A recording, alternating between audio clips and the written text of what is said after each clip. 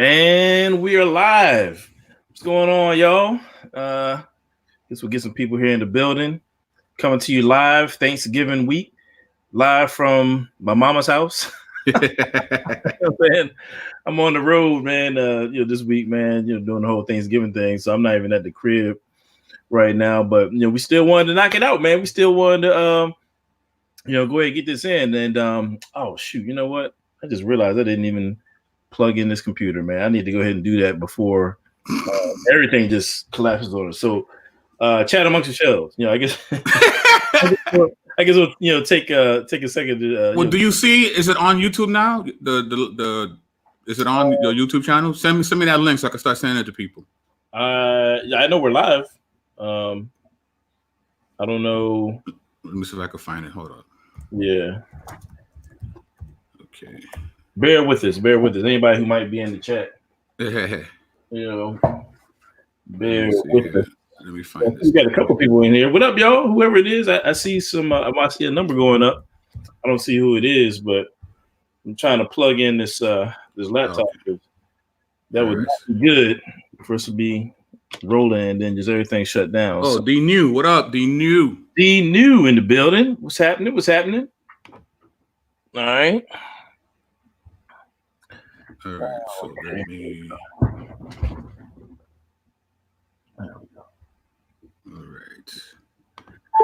All right, cool. I'm all plugged in. All right. See who's that? MJ. What up, MJ? MJ Jackson. Action Jackson. Of course, in the building. Let's see. So I think we're trying to share the link and whatnot. I'm trying to figure out how to do that. So you said, what's the best way to do it? Man, I'm like so like non-tech savvy. It's not even funny, y'all. Like it's a shame. I'll send it to you now. It's your own YouTube channel, bro. Oh, you send the channel. I can't send the actual video.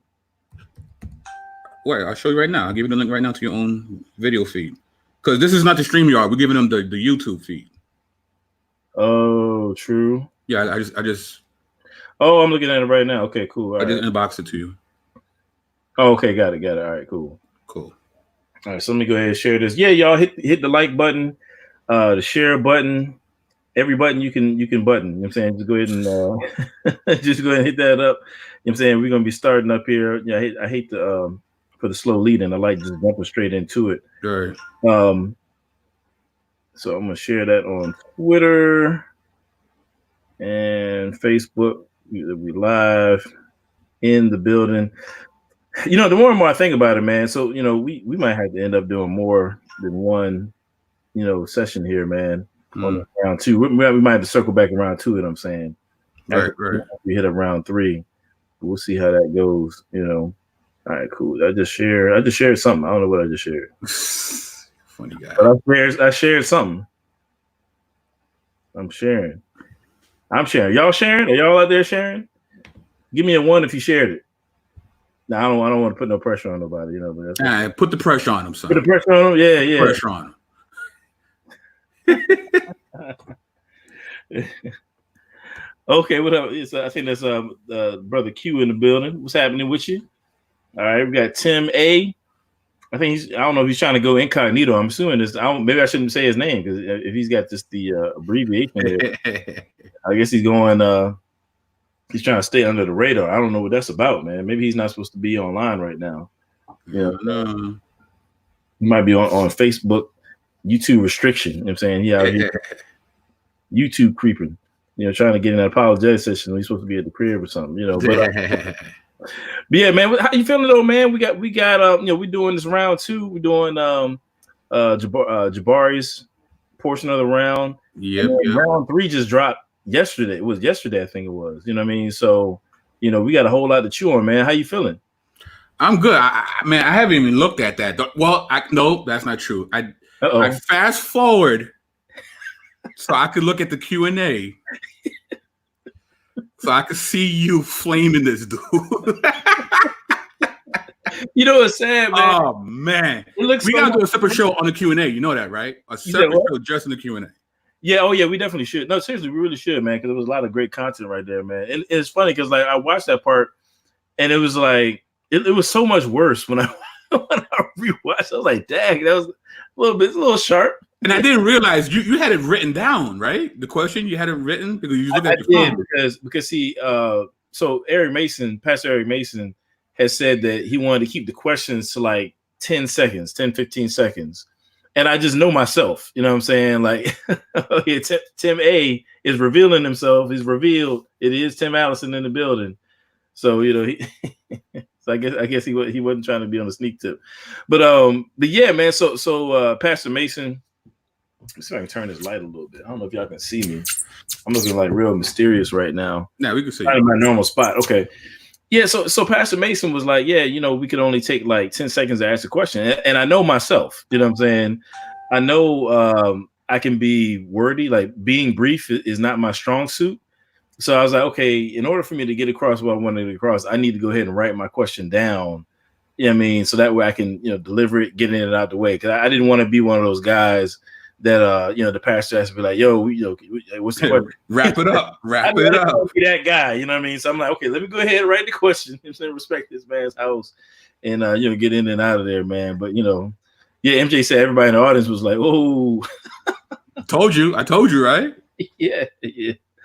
But you know, it's just one of those things, man, where I felt like, you know, I was just irritated, you know, that he was coming with the same zeitgeist stuff. And we'll get into some of, you know, here today. You know, we're going to try to take a different angle, I think, than you know, most folks take, because I want to really get underneath, you know, what we're. But I'm not going to spill that yet. We'll get to it when we get to it. But yeah, man, it's I enjoy watching it. It's like, man, you know. And by the way, he did mention Jesus. He said he didn't mention him. He didn't mention him. We'll get to that. Yeah, he said he didn't say that Jesus didn't exist or that Jesus was a myth or something like that. And definitely did. Pretty sure he did. He did. And I wasn't sure at what point that was, but then he came back and was like, "Well, yeah, I implied it." I was like, "All right, well, if you implied it, then it's open game. Right. It's open season." You know what I'm saying? Right. So, yeah, man. Yeah, so that was wild. You know, MJ Jackson said shots.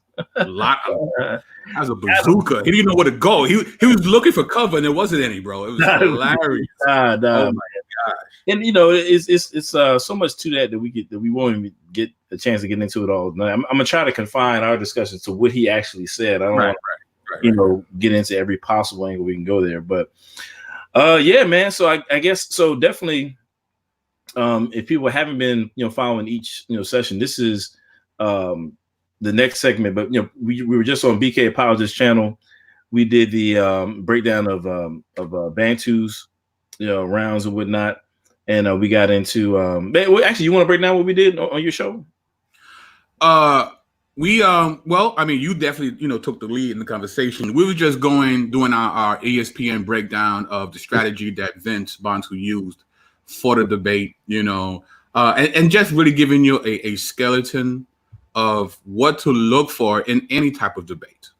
Right. You know, it's like, what is the topic? How does one arrive to the conclusion? You know, how do you set up your premises? And to look for, does the premises reach the conclusion that they're trying to make? And Adam was just really trying to help us to be aware and to really train ourselves to look for these things, for these clues during this or any type of debate.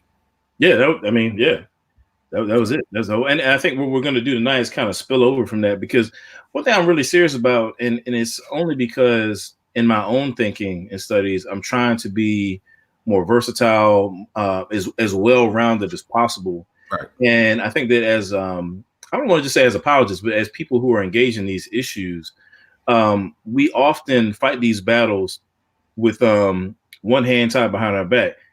Oh snap! My man Havoc is in the building. What's good, bro? What's good? My man Havoc. Hey, I want to shout out to my man Havoc, Chris Coleman, man. Solid brother in the Lord. Known him for like, I don't even know how long, man. It's been like a minute. I'm saying definitely solid brother in the Lord, man, who's always encouraged me. Before I was, you know, Scott Lane, you know, the apologist, I was Scott Lane, the gospel rapper. And when I was on the verge of giving up, my man Havoc would always encourage me, man. So, you know, shout out to him. So, you know, definitely it's good to see him in the building. You know, yeah, definitely that. I don't even know where I was going with that, but yeah. So you know, we definitely want to take advantage of the full range of resources that we have at our disposal, you know, when it comes to engaging these issues. And I think that and what maybe this would be a good lead in as we kind of get into this this portion of the round. But you know, one thing that I want to talk about is how, imagine if you're going to let's say you're like a handyman or something like that. You know, you're going to go build something or fix something or whatever. You're probably not going to use just one tool. I'm saying you probably want to come prepared with the hammer. You want to have a screwdriver. You want to have the right drill bits and all that kind of stuff. You want to have a number of different tools so that whatever comes up, you can kind of handle it. And that's kind of how I see apologetics. I mean, there's many tools in the toolbox, for any given question, for any given objection that somebody brings to the table. We have more than one way of getting at the question. Now, when it comes to the, we're going to be dealing with here tonight, when it comes to the whole Horus Jesus connection, there's certain ways that I think we're used to going about answering that question, which can, for the most part, be effective. Like, we can demonstrate there's not a primary source for this, or, things like that. But I want to kind of get into some of the other tools that we have at our disposal as well, and kind of see how those can come into play when engaging this issue, man. So I guess if you're cool with it, man, we can, you want to fire it up? You ready? Yeah. Let me share my screen. Okay. Okay. Share screen. All right. Chrome tab. What are you sharing again? I'm going to share my slides. Oh, okay. You starting with the slides. All right. We're not even getting into the video yet. All right. We're getting it in early. Yeah. The apologist is not playing. He's got preliminary bars. Basically. Preliminary bars. All right. So share that. So do you see my screen? Yes, sir. All right, cool. So the question for round 2, right, is Christianity a copy of ancient Egyptian Kemetic religion? Mm-hmm. And as we've said, from the very beginning of this debate, any topic you have to first define terms, right? Mm-hmm. So we shared this before. What exactly is Christianity? The suffix ity means state or degree. Right, Christ is a noun, which means Messiah or Mashiach in the Hebrew, the anointed one. So Christianity is the state of being Messiah. That's what Christianity is. Mm-hmm. Now, a copy is a thing made to be similar or identical to another. So when you put those two together, the thing that Jabari has to compel us to believe is that the state of being Messiah is a thing made to be similar or identical to ancient Egyptian Kemetic religion. Mm-hmm. This is what he has to prove to us, right? The state of being Messiah is a thing that was made to be similar or identical to ancient Egyptian Kemetic religion. So one of the things that he does to try to prove this is he makes mention of this. This is actually one of his slides. He talks about St. Augustine, and he says here that which is known as the Christian religion existed among the ancients and never did not exist from the beginning of the human race until the time when Christ came in the flesh, at which time the true religion, which already existed, began to be called Christianity. Now, he takes this quote and he says that he's speaking about ancient Kemetic religion, that's the ancient religion, the true religion that he's talking about. But Augustine seems to have his share of people misconstrue his point as well. Mm-hmm. So he creates a book called Lectrationes, which is basically him reviewing his past arguments throughout his career and decides to really emphasize what he meant. And he goes back to this quote. All right. And it says here on the one book on the true religion, this is what he says. At this time also, I wrote a book on the true religion, in which I argued repeatedly and lengthily that the one true God, that is, the Trinity, the Father, Son, and Holy Spirit, is to be worshipped by the true religion, declaring also the greatness of that mercy of his through which, by temporal dispensation, the Christian religion, right, the Christian religion, mm-hmm. which is the true religion, has been given to man, and it's man's obligation to be inclined by a kind of delight to this same worship of God. So he's defining what he means by true religion. Mm-hmm. It's the Christian religion, right? And then elsewhere he says, again, when I said in our times, this is the Christian religion, which to know and follow is most secure and most certain salvation. I did so with reference to the name only, not to the thing itself, for which this is only the name. For what is now called the Christian religion existed even among the ancients, and was not lacking from the beginning of the human race until Christ came in the flesh. From that time, true religion, what religion is the true religion? The Christian religion, which already existed, began to be called Christian. For after the resurrection, the ascension into heaven, when the disciples had begun to preach him and many believed, the disciples were first called Christians in Antioch, as it is written, for this reason I said, in our times, this is the Christian religion. Not because it did not exist in former times, but because it had received his name in latter times.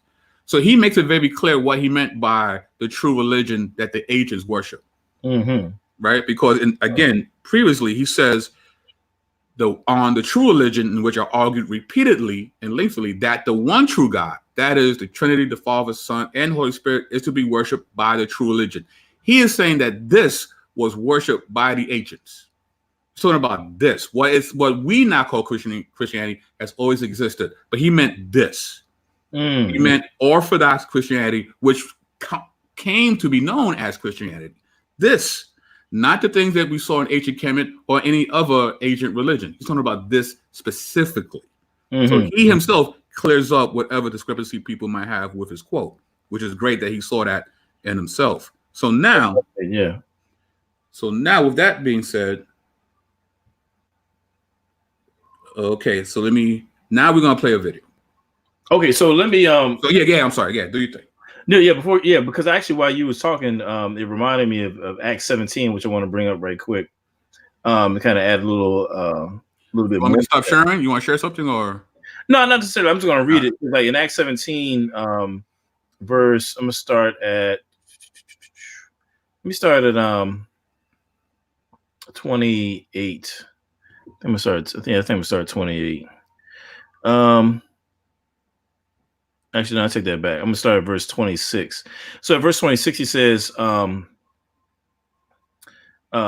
one man he made all nations. Let me backtrack. So this is the Apostle Paul in Athens, right? And he's talking to the Athenians, and at this point he's already said something about how they're worshiping the unknown God and so on and so forth. So he's engaging them, using their worldview as a springboard to engage them. And he says in verse 26, from one man he, meaning God, made all nations that they should inhabit the whole earth.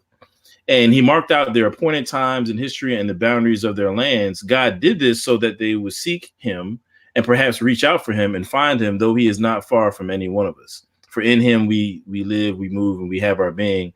As some of your poets have said, we are his offspring. Now, the reason why I mentioned that, and we could also talk about Romans, 1 as well, 1 through 3 actually, and break that down.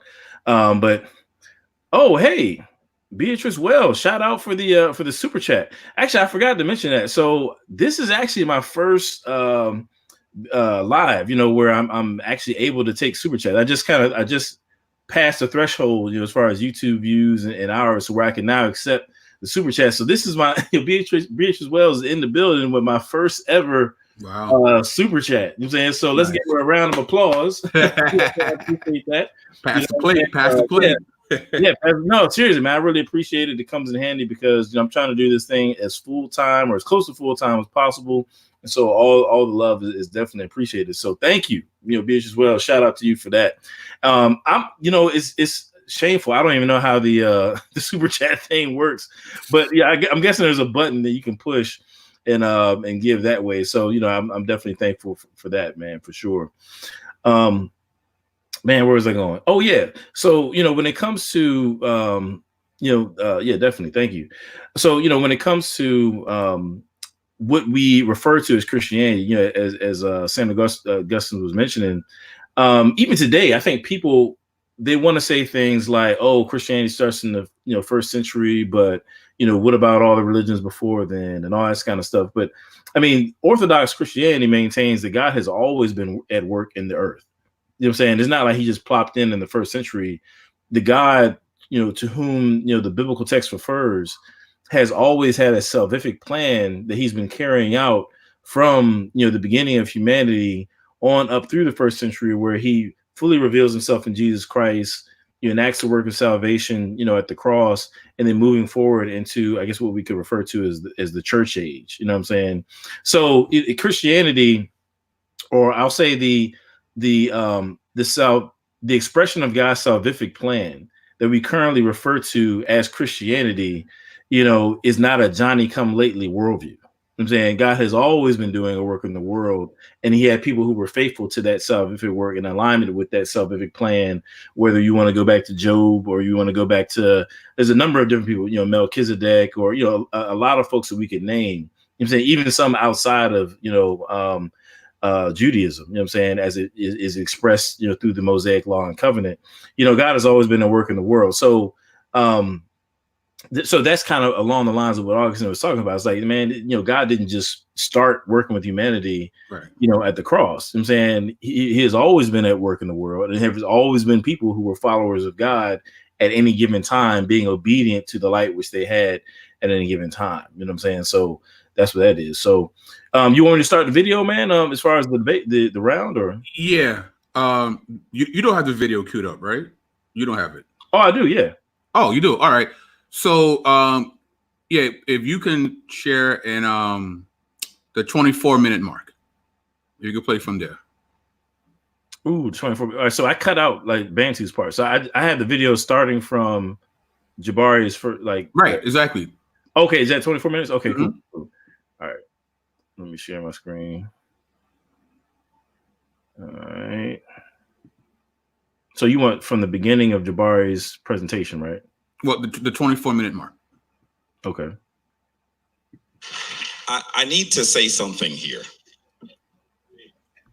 I have followed this brother very clearly and very intentionally, and I think that some. Can you fast forward it to the 24 mark or deceptive? Oh, okay. Maybe I done messed it up, man, because that's like where I started my video. Do you want to? Because I got it already set up in mine. I could just share from. Oh, okay, cool. Yeah, let's do that. Cool. Yeah, my bad. Yeah, do your thing. All right, no problem. Yeah, let me stop with that. And yeah. Actually, I did want to address his little comment there, though, but I'll come back to it. You sure you can do it now if you want? Yeah, I kind of do. Do it now. Yeah. Sure. I want to address that right quick because he makes some claims about Bantu. Yeah, do your thing. You know what I'm saying? So I want to go ahead and get that right quick. Bear with us, y'all. You know what I'm saying? We waltzing right now. Yeah. So do your thing. All right, cool. That's my fault. All right. So I'm gonna address his accusation of Bantu right quick, and then I'll get back to where you want to get to. Cool. I need to say something here. I have followed this brother very clearly and very intentionally, and I think that some of what he may be doing here is intentionally deceptive. He is merging periods of time that should not be merged. He started to talk to you about Diocletian massacring Christians and said, well, how could that be an example of how Rome is controlling Christianity?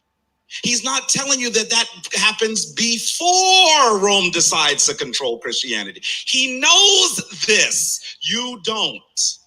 Don't let him flim-flam you, family. Regardless of the tradition you belong to, you should be inured against that is what is not true. He knows this. He's talked to you very eloquently about Constantine. Diocletian is when? Before or after? What? Say that? Well, you go ahead. No, go ahead, say it. No, you go ahead. I'm going to let you say it. I'm going to let you go ahead and talk. Okay. I wonder why. Because he's before. He is giving you Donald Trump with a Native American headdress because he knows you haven't done the scholarship he's done. Dear brother, Dr. Bantu, I have. I'm sitting here listening to you, knowing that what you're saying is deceptive. By the way, you have given us lots of great slides. Okay, I'm gonna stop it right there for right now. So here's why I wanted to address that right quick, because he begins his second round what I would consider to be a pretty severe kind of like a character assassination. I mean, he's literally saying that Bantu has been intentionally deceptive. Right. You know what I'm saying? So I'm gonna show another video. This is gonna be courtesy of our sister Nephroniti. Oh, true. You know what I mean? So again, Jabari said he begins by saying that Bantu has been intentionally deceptive by blurring time periods that should not be blurred or merged, or however you put it. He also claimed that he has been listening intently to the brother. That's what he said. He's been listening to intently, such that he feels justified in making this claim that Bantu is being intentionally deceptive, and it all hinges around his assertion that Bantu was not clear in stating that Diocletian came before Constantine. Now, mind you, what I'm about to play is a portion of Bantu's debate or presentation rather from the same round. This is literally what Bantu said literally in this presentation that comes just before Jabari's accusation. So I'm going to go ahead. Yeah, exactly. It's ad hominem all day. So I'm going to play this clip. This is courtesy of Nephroniti. Definitely go ahead and check out her YouTube channel as well. Shout out to her. You know what I'm saying? But she put this together. Now, again, this is what Bantu says immediately in the presentation, immediately before Jabari begins to make these accusations against his character. All right, so let me share my screen. If I can find, okay, where are we at? Boom. Okay. Can y'all see that? Yeah. Okay. Emperor Diocletian enacted the worst persecution almost of any in the whole Roman Empire and was massacring Christians. So at a time, again, this is the opposite of the claim that this came from the white man, this came from the Roman Empire. To the contrary, Pachomius, an Egyptian born and raised in the traditional Egyptian capital, born and raised in traditional Egyptian religion, he would have been safer. As I already have showed you, it was cool to be a traditional Egyptian religion, traditional Roman, whatever, played all different gods. What was not cool at this time was being a Nazrawi. That could cost your life. He started to talk to you about Diocletian massacring Christians and said, well, how could that be an example of how Rome is controlling Christianity? He's not telling you that happens before Rome decides to control Christianity. He knows this. You don't. Christians were being killed by Diocletian. This is before Constantine. He's not telling you that happens before Rome decides to control Christianity. He knows this. You don't. Right. So that was just a short clip that literally, let me stop. I don't even know how to stop sharing this joint. So literally before Jabari starts assassinating this man's character, he literally said, oh shoot, my bad, let me add that to the screen. He literally said, you talks about Diocletian, said this is before Constantine. It was like maybe 5 minutes before Jabari's whole thing. So I brought that up to say that to me, at this point in the debate, it really showed Jabari's desperation, I think.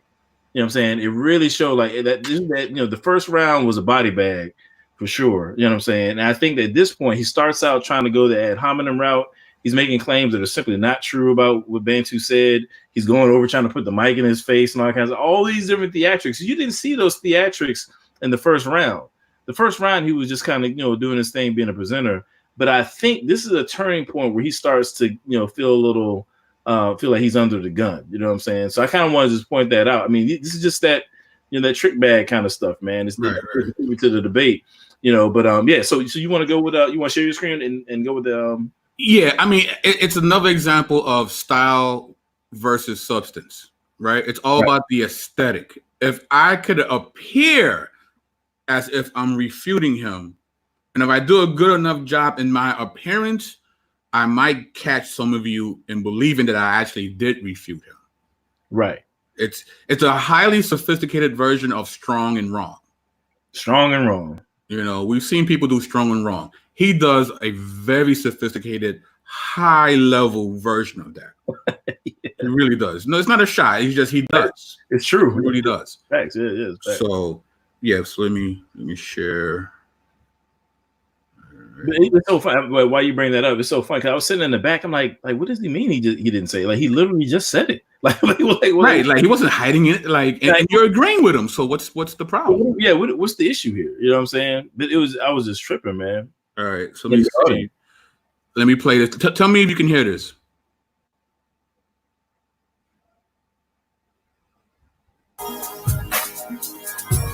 Can you hear it? Yeah. All right, cool. Let me get to where I want to go. Start with, is Christianity, this section, is Christianity a copy of... And then what about this one? Justin Martyr, another important church father.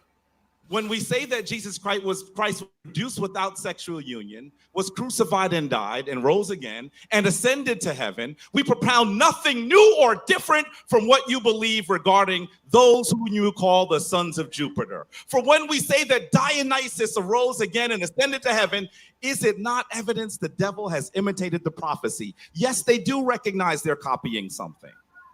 This dude is actually saying, guess what? The devil has a time machine. He knew Jesus was coming, so he went thousands of years before to seed you so you wouldn't believe in Jesus. All right. So that's the point he makes. Mm-hmm. All right. And again, this is the slide, right? When we say that Jesus Christ was produced without sexual union, was crucified and died and rose again, and ascended to heaven, we propound nothing new or different from what you believe regarding those whom you call the sons of Jupiter. From when they say that Dionysus arose again and ascended to heaven, it is not evidence. Is it not evidence that the devil has imitated the prophecy? Now, of course, he's taking it as if, that somehow, like you said, the time machine that Satan knew was going to happen, and then he kind of cut Christianity off at the pass and decided to, right? But let's see if that is the case. Now, mind you, he's getting this from a documentary called Zeitgeist. Right. It's a series of 3 documentary films released between 2007 and 2011 that presented a number of conspiracy theories as well as proposals for broad social and economic change. This came out 2007. Mm-hmm. Okay, 2007. There are tons of refutations of this document.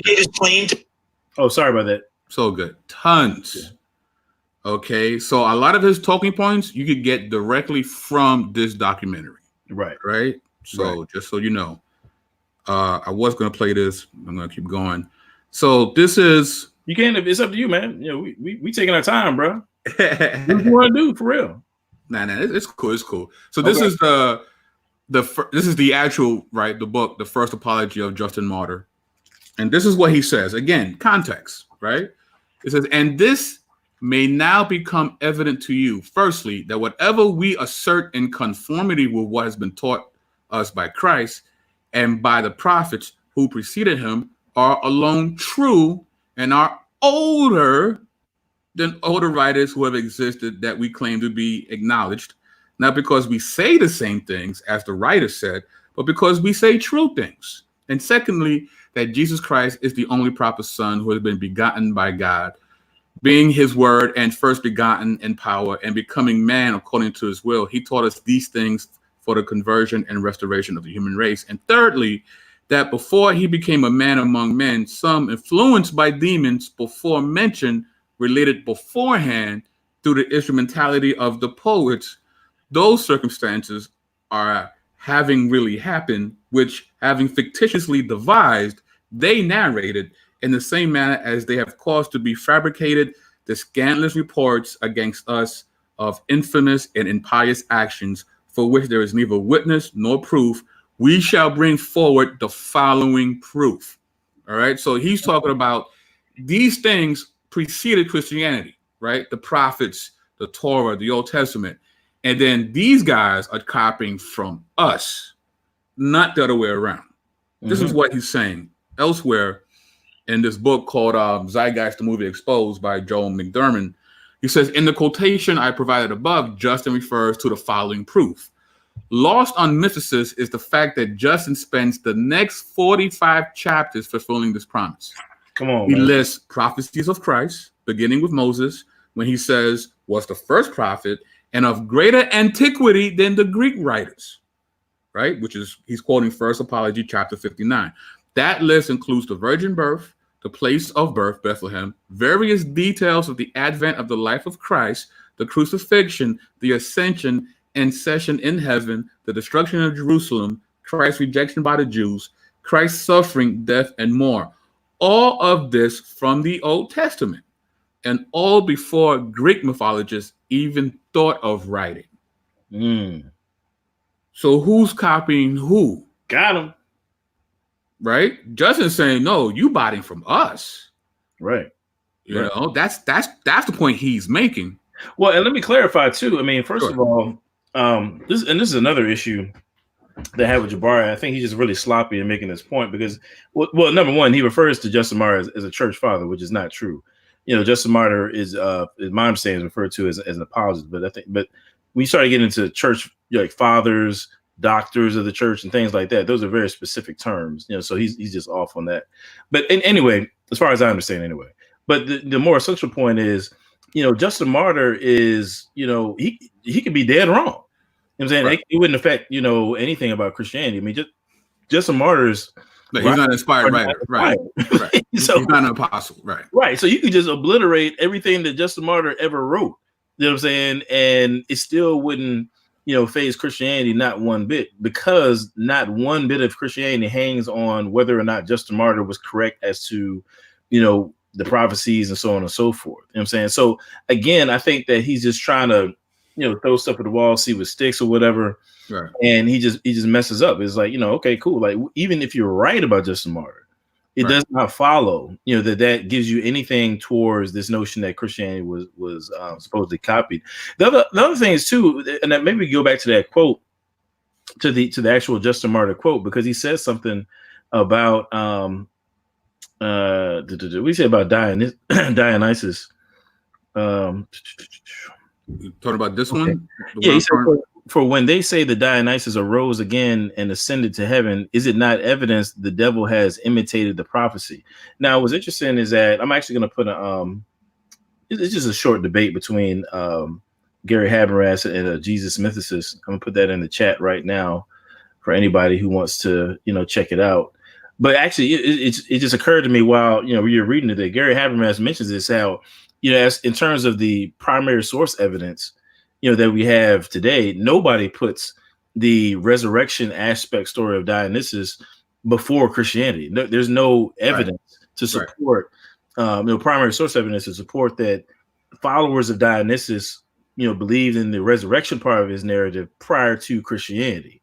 So when Justin Martyr is talking about these folks imitated, you know, the prophecy, he's like, no, for real, like y'all really did, like, you know, Christianity came first, and y'all are adding to your belief system this resurrection element that previously was not there. You know what I'm saying? So even in that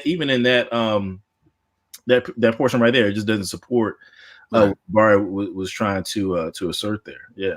Right. And to continue the quote, it says, Justin then criticizes the heathen religions for their failure to prove the stories they tell of Jupiter, as he has proven his point about Christ and Old Testament prophecy, and then prosecutes his charge concerning spiritual deception. Those who hand down the myths which the poets have made adduce no proof to the youths who learned them, and we proceed to demonstrate that they have been uttered by the influence of the wicked demons to deceive and lead astray the human race. First Apology, chapter 54. He then enumerates the alleged instances of parallels and shows the possible Old Testament origin of each, again making it impossible that the Greek myths provide a source for the New Testament Christianity. So he's saying you guys took from us and you made, you know, we had the Rolex, and then you went to Canal Street and you made the $5 Nolex. That's what he's saying. Right. But you didn't even copy it right. But see, here again, you know, even if Justin Martyr is dead wrong, the point is Jabari is treating this quotation, this one snippet, you know what I'm saying, as if Justin Martyr is like, yeah, y'all got us. You know what I'm saying? We saying the same thing. We got to, we definitely biting. And, he's treating it so flippantly as if Justin Martyr is just, giving a, oh yeah, y'all caught us red-handed kind of thing. And that's not at all what Justin Martyr is saying. That's not even close to what he's saying. You know what I'm saying he's actually making the case that's the other way around. So even if Justin Martyr himself was wrong, Jabari is so sloppy right here, in terms of how he's using this quotation. Right. And this is a quote from the actual Zygas movie, which he gets his argument from. Right. It says the film Zygas continues to say, quote, it's obvious that Justin and other early Christians knew how similar Christianity was to pagan religions. However, Justin had a solution. As far as he was concerned, the devil did it. The devil had the foresight to come before Christ and create these characteristics in the pagan world. Right. This is the argument Jabari is using. He's getting it from this film. Right. The claim that Zeitgeist makes that Justin claimed that the devil pre-copied Christianity and the New Testament is completely false. He never said that. What he did say was that when the Hebrew prophets wrote down their prophecies about Christ, the demons imitated them and got them all wrong. When they, wicked demons, heard it predicted through the prophets that Christ was to come and that impious men would be punished by fire, they put forward a number of so-called sons of Zeus, thinking that they could thus make men suppose that what was said about Christ was a mere tale of wonders, like the stories told by the poets. But as I will make clear, though they heard the words of the prophets, they did not understand them accurately, but made mistakes in imitating what was told about our Christ. For here it could be seen that Justin Martyr never claimed that, quote, the devil had the foresight to come before Christ and create these characteristics in the pagan world. Rather, he is saying that the devil tried to imitate the prophecies of him, but basically screwed up. In other words, he's saying demons tried and failed to copy the Old Testament, not that the devil copied Christianity before it even existed. Body bag. That's the point he's trying to make. Right. So Jabari's whole kind of comical time machine rendering of what Justin Martyr is saying is totally inaccurate. Pretty much. That's not at all was going on there in that quote or that passage. And actually, let me throw this out too. And this is something that maybe cats can go to the more recent interview I had with Vince Bantu, where we actually talked about this a little bit. How with both Justin Martyr and Augustine, and you can throw in Tertullian, you can throw in some other church writers, between the first and I'll say 3rd or 4th century. When they're dealing with persecution, a large part of it had to do with the fact that they rejected, pagan gods. You know what I'm saying? And in ancient Rome, paganism was like just totally interwoven with just everyday life. You know what I'm saying? From, the marketplace to involvement in politics. You know what I'm saying? If you they wanted you to bow down to the Roman gods, they didn't care what else you did. You know what I'm saying? But you had to bow down to the Roman gods as a part of just everyday life. You know what I'm saying? Now, the Egyptians, as Bantu described earlier in the round, they got over because they was like, all right, cool. We just going to, ride with y'all's guys. We got ours. We just kind of merge them and it's all good. Right. Obviously Jews and Christians wasn't with that. You know what I'm saying? So with that being said, you see, people like Augustine, particularly in his writing, The City of God, I'm thinking about, where he's responding to pagans who are saying, look, we got these plagues and these other nations are rising up against us. And we got all these problems because y'all won't submit to the pagan gods. You know what I'm saying? And so often, what they'll try to do is they'll try to by they, I mean, I'm talking about the Christians, they respond to that and saying, look, we're not so different from y'all. I'm saying you can't just put us in this category over here in an island, because we know through our history anyway that when you do that, we start ostracizing people like that. It just makes it easier for things like the Holocaust and the persecutions that these ancient Romans were trying to, impose upon them anyway. But my whole point is, they would say things like, look, we're not, these weirdos. So for example, there was, claims against Christians that they were cannibals, babies, and just all kind of stupid stuff. Right. And so you see in ancient writings, like I say, with Augustine, Tertullian, Justin Martyr, they're like refuting that. Like, look, we're not these weirdos that y'all want to put out here so that you can then have justification to throw us to the line. That's not what this is. And so they would try to, find a common ground between their worldview without, bowing their knee to, the pagan gods. And that's where a lot of this is coming from. I'm saying in terms of them having to respond to that, Right. Yeah. Absolutely. Cool. So, so again, right, who's copying who? It's like, no, you was biting from us. In fact, going to what you're saying, his argument too was like, listen, you're getting in our case because we believe in this particular human, right, that we say is a god. But you guys worship a whole bunch of people who you say is gods. Right. So we're calling hypocrisy. Right. Right. Now that's the logic. Right. Exactly. That's his thing. It's like, you shouldn't get on our case. Like, if you're saying we're spooky, you're more spooky. Right. It's like, you're worshiping more gods. Right. Oh, and by the way, you're biting from us anyway. Mm-hmm. Mm-hmm. So you're taking this from us. So you're welcome. Right. Right. Right. So, but anyway, so let's continue. Okay. All right. Okay. You want to share your screen? Yeah, I got it. All right. Here's the next clip I want to play.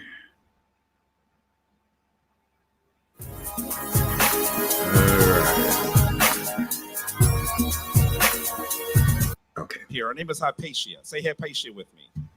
Now, Hypatia is likely a biracial woman. I don't have time to go into that. And she was practicing a tradition that was closely linked to the Roman, Greek, and Kemetic tradition. There are many similarities there. You're correct about that. And one of the reasons why there's similarities is because the Greeks and the Romans took from Kemet. And so then Christianity is influenced directly by Kemet and then indirectly by the mystery traditions. That's how Christianity is cobbled together from other people's traditions. And that's why the folks that you were hearing had to try to explain it away. So he's saying that Christianity is very different from those traditions. True. Because they say that their savior is a literal person. That's the difference. I don't believe a dude with a bird head is going to visit me tomorrow. I don't. But you may believe that a guy with holes in his hands would. I don't mean that to be disrespectful. I'm trying to help you understand one of the differences. So let's look at Hypatia. Hypatia was a mathematician, an astronomer, and a practitioner of traditions that were much closely linked to the ancient traditions. When the Christians told her to stop and she refused, they took her from the temple teaching space, stoned her, and then carved the skin and her flesh off her bones with seashells and paraded her remains in the street. That's how Egypt converts. Why is he continuing to make this sound like it's bloodless? He knows the story of Hypatia. Look at his face. Yeah, so why is he doing that? Stop it. Why are you doing that? You don't have to do that to win this section. Because I'm going to call you on it every day, all day. All right. So, actually, let me stop sharing for a second. Because to your point, sir, okay, right? This is a preview to round 3, right? Because Adam does ask him for any primary evidence that says that Jesus did not exist, and Jabari says, "Oh, I never brought that up." Here he brings it up here in round 2. Right. He's clearly saying that I don't believe this dude existed. Right. And we also see some waffling when it comes to the subject matter of the round. Because at one point, it's like he says it's a direct copy from Egypt, right? Yeah. But then he says it comes from these other places that get cobbled together. But then right after that, he says, well, it's not really a copy because the Christians believe in something that we don't believe in. But I thought the whole point was to show us how it is from Egypt. Yeah, you know what? And that's the thing is that, so I think that what he was trying to do is kind of lighten the load a little bit. You know what I'm saying? I think he recognized that proving that Christianity was like a direct copy from Kemet is just like impossible. That's just a no-go. You know what I'm saying? So I think in his mind, well, it's not a carbon copy, but it's like this watered down, Greco-Roman influence, whatever, that's kind of easier case to prove, because then, and I'm just trying to etch out his strategy, because I'm looking at his whole round. So I'm thinking what he's trying to do and say, okay, well, here's some examples of Greco-Roman beliefs or whatever, some similarities here, and boom, there you go. Christianity is filtered down from that. But that was, but the Roman Greco beliefs were influenced by Kemet, blah, blah, blah. Now, see, the problem is this, though. Where he messed up is that he hasn't lowered the bar. He's actually raised the bar for himself. Because the issue is, once you say, if you say that Christianity is a copy from Kemet, just full stop, just, one-to-one, connection there, right? Then you've only got one source of Christian beliefs that you have to account for. You're just saying that it's it comes from Kemet and that's it. But now, if you're saying that Christianity is derived from Kemet, but then there's some Roman influence, there's some Grecian influence. Now you've got at least three sources of these Christian beliefs that you're trying to account for. So you've actually increased the burden. Now you've got to demonstrate, okay, well, here's a primary source where Christians are getting from the Greeks. Here's a primary source where the Christians are getting from the Romans. Here's how that then connects back to Kemet, or here's where they got that directly from Kemet. Now you've got more sources to account for. Now the issue is that we talked about this in the last segment. When historians are doing their work, what I'm saying. Hey, shout out to Dr. Eric Mason in the building. Yeah, yeah, I think you're right. I'm saying he came apart, man. He saw that Bantu wasn't playing. I'm saying it just it was not a game. So. But case in point, I'm saying, so I think he was really trying to, I think he ended up outworking himself. I'm saying he tried to add more. He thought he was taking away some on his plate, but really he added more, because now you got to count more sources. And so again, this is what I was talking about last time, how when historians do their work, as you mentioned, it's, Occam's razor is at play. You know what I'm saying? And we described that in the last session, so you can check that out. I'm not going to go into all of it now, but the basic idea is that the simpler explanation, if you got two competing theories as to what occurred, we're talking about history, so as to what occurred in the past, and you're trying to explain the data, I'm saying the simpler explanation is going to be the one that historians are going to say is more plausible. I'm saying, because if you got these different components that you got to account for, then the more components you have, the more work you got to do. But there was also another issue he was having, because he wanted to score some rhetorical points against Christianity, but he couldn't do that without shooting himself in the face. Because the minute you say Christianity is bad, because remember what the round is about, that Christianity is copying from Egypt. So any critique he throws at Christianity, he's throwing back at Egypt.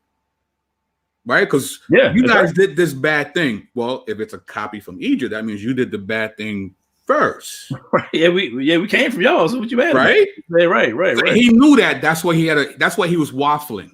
Because every time he wanted to throw a shot at Christianity, he had to lower this idea of it being a copy.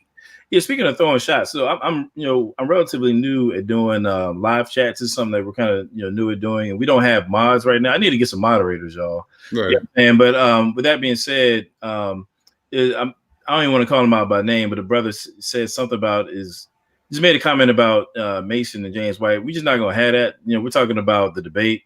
So if you have a different agenda for being here and things you want to discuss, take that somewhere else, man. We're just not doing that right now. Right. So and that's not true anyway. You know what I'm saying? That's a false accusation. So I will give people the boot.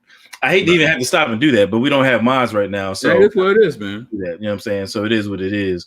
So let's stay focused. Anyway.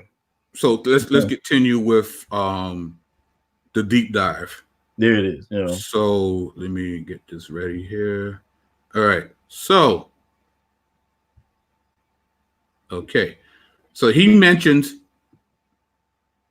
Hypatia, right? Yes, sir. All right.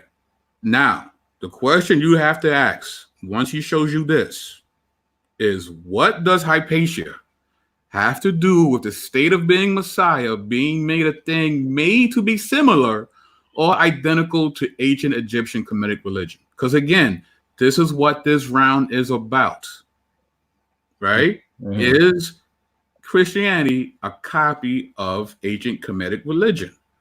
So he has to show us how this helps his argument.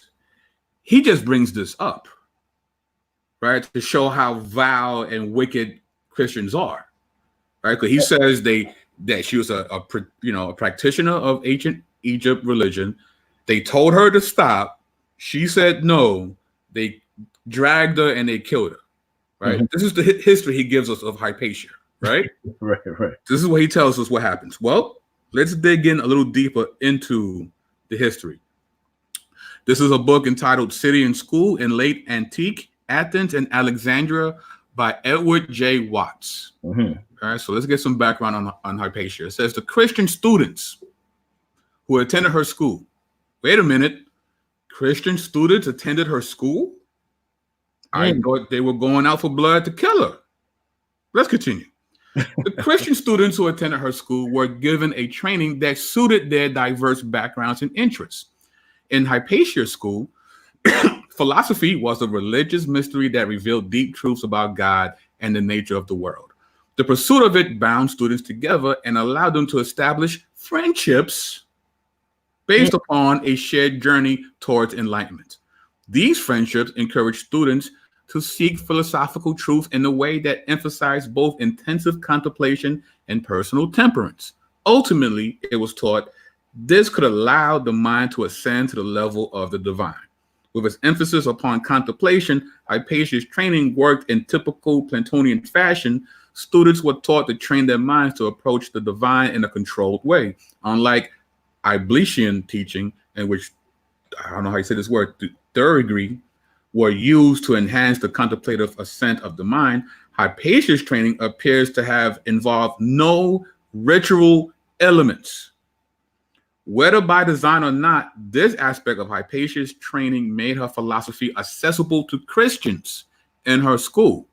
Christian students did not need to worry about their convictions conflicting with their training. So Christians didn't have an issue with her because the things that she was teaching them didn't conflict with their theology.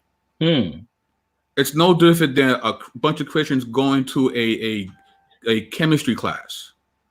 Chemistry itself does not conflict with theology. Now, if the teacher starts talking about scientism, there could be a conflict there because now you're implementing a particular philosophy with science. But if we're just talking straight science, no Christian should have a problem with that. And that was the case here. And they were friends. The students, everybody was getting along in her school because she wasn't using any ritual elements. Now, whatever she did outside of school, that was her. But here, no ritual elements. Let's continue. Indeed, it seemed that training Hypatia gave was equally appropriate for pagan and Christian students. In a city with a Christian majority, this would have made her popular indeed. Right? So she wasn't being vilified at this point. So we got to see what exactly happened here. So to continue, this situation changed dramatically when Theophilus died in 41. Apparently, his death was something of a surprise because while he had been training his nephew, I don't know how you say his name, Cyril? Is it Cyril, Adam? Is that how you say his name? Yeah, that's how I've heard it, Cyril. To succeed him. He did not officially mark Cyril as his successor. Consequently, upon his death, a violent struggle for control of the Alexandrian church began. Hold up. I thought they were going to destroy Hypatia. No, there's an in-house struggle in the church, right? With one party supporting Cyril and another supporting Timothy, Theophilus, archdeacon. In this fighting in the church, in-house, each party drew support from a segment of the city. But after 3 days of street fighting, who's doing the fighting? Unfortunately, it's the Christians among themselves. Cyril was able to take control of the church. Cyril then began to settle scores. As soon as he took power, he punished the Novatians, a Christian sect that had supported Timothy. Wait a minute, I thought we were all ganging up on Hypatia.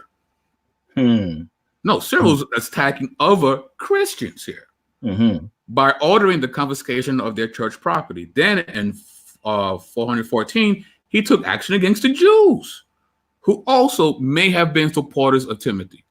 After a series of small but increasingly violent disputes, Cyril ordered his supporters to seize the synagogues in the city and drive the Jews from their homes. This later act incensed Orestes, the prefect of Egypt, and he sent a scathing report of the events to the emperor. Events continued to spiral out of control until Orestes was nearly killed in a riot by Cyril's supporters. When the monk who had incited the riot was killed during interrogation of Cyril, tried to have him proclaimed a martyr, prominent Alexandrian Christians, the Christians, forced a detente upon Cyril and Orestes. So all this was in-house. These guys between Timothy and Cyril were trying to find out who's going to be the main leader of the church in Alexandria. Their factions broke out, fought, it got bloody, and some real Christians in Alexandria said, y'all need to chill. Stop it, right? Because he was fighting against the prefect of Egypt. Let's stop this. Let's work this out, right? So it's Christians going at Christians and Christians stopping these Christians from going at each other. Okay, now, what happened was they had to try to broker peace between the Egyptian prefect and the Alexandrian church. Guess who they choose to help them to get the peace going? Hypatia was a good choice. She was well known to both prefect and local counselors. She was also a student of politics within the city. And through her students, she had connections to influential figures outside the city. Most importantly, Hypatia was not a terribly controversial figure. From all we could tell, both pagans and Christians liked her. In addition, she had not been involved in any of the previous stages of this conflict. As a well-respected member of the local establishment, she was a difficult standard bearer to attack. Despite, hold on for a minute. No, let me just kind of interject. As you're describing Hypatia's role, is kind of making me think about I'm sorry, who was that rapper that was killed recently out there in LA? Nipsey. Like kind of like Nipsey Hussle. I'm trying to contextualize. You know what I'm saying? Like she kind of like makes me think of like Nipsey Hussle, whereas she's got her own stance or whatever, but she's cool with different sides of the fence. You know what I mean? And so I can imagine like when she was eventually killed, I'm sure there were some people on both sides who was like, dang, that was jacked up. You know what I'm saying? And we're going to get to that. Yeah. We're going to get to that. I'm going to throw that out there. It's kind of So despite her reputation, it seems that Cyril or his supporters did begin to attack the character of Hypatia. Although all 5th century evidence of this has perished, traces of these attacks can be found in the description of Hypatia given by the 7th century bishop John of Nicaea. John, drawing upon Cyril's propaganda, right? Not facts, propaganda, portrayed Hypatia as a magician who put spells upon Orestes and a number of prominent Christians in the city. Using her spells, she caused these Christians to assemble at Orestes' house. As John intimates, her magic then caused the attacks against the Jews that brought Cyril and Orestes into conflict. This slander, an obvious reference to Hypatia's role in organizing the party opposed to Cyril, is particularly effective because it enables the bishop's supporters both to tar Hypatia as a magician and to discredit the prefect and Christians who were helping her. Christians were helping her to broker this peace between the prefect and Cyril. So they had to, set a wedge between those Christians and her, right? So John describes the effect that this rumor had on some members of the Christian population. Believing her to have cast these spells, a man named Peter assembled a mob to find Hypatia. When they did so, they brought her to Caesarium and dragged her through the streets until she died. This crowd then burned her body at Sinron, a place outside the city. So it wasn't like she was just this wicked, witch dressed in black and had a broom, and she was in this dark castle, and the villagers came to destroy her because she was so evil. Like that wasn't her. Right. And unfortunately, it was a smear campaign from a quote-unquote Christian leader, Cyril, that caused this dissension. But it wasn't like they all was together to take her out. Now, it seems, though, that these views were held by a distinct minority of Alexandrians. While Christian sources universally celebrate the destruction of the temple of Serapis, the murder of Hypatia is mentioned with disapproval in all sources save John the Cool. Ooh. All the Christians were like, this is whack. This should have never happened. And the only guy that said otherwise was the guy that was feeding people the propaganda from Cyril. Wow. Socrates' Schoolactatius is probably typical of this feeling. Despite earlier accepting the destruction of the Serapeum as a necessary event, Socrates writes of Hypatia's murder, quote, this affair brought no slight opprobrium upon Cyril and the whole Alexandrian church. Indeed, nothing's further from the spirit of Christianity than murders, fights, and similar things. So everyone understood that what occurred wasn't Christianity. Right. It was done under the guise of Christianity, but was not. Let me continue real quick. Indeed, this distinction between destruction of pagan property and religious murder even made its way into imperial law. In the law of 408, the emperor Arcadius and Honorius command, quote, if any images now stand in the temples and shrines, and if they have ever received or do now receive the worship of pagans anywhere, they shall be torn down.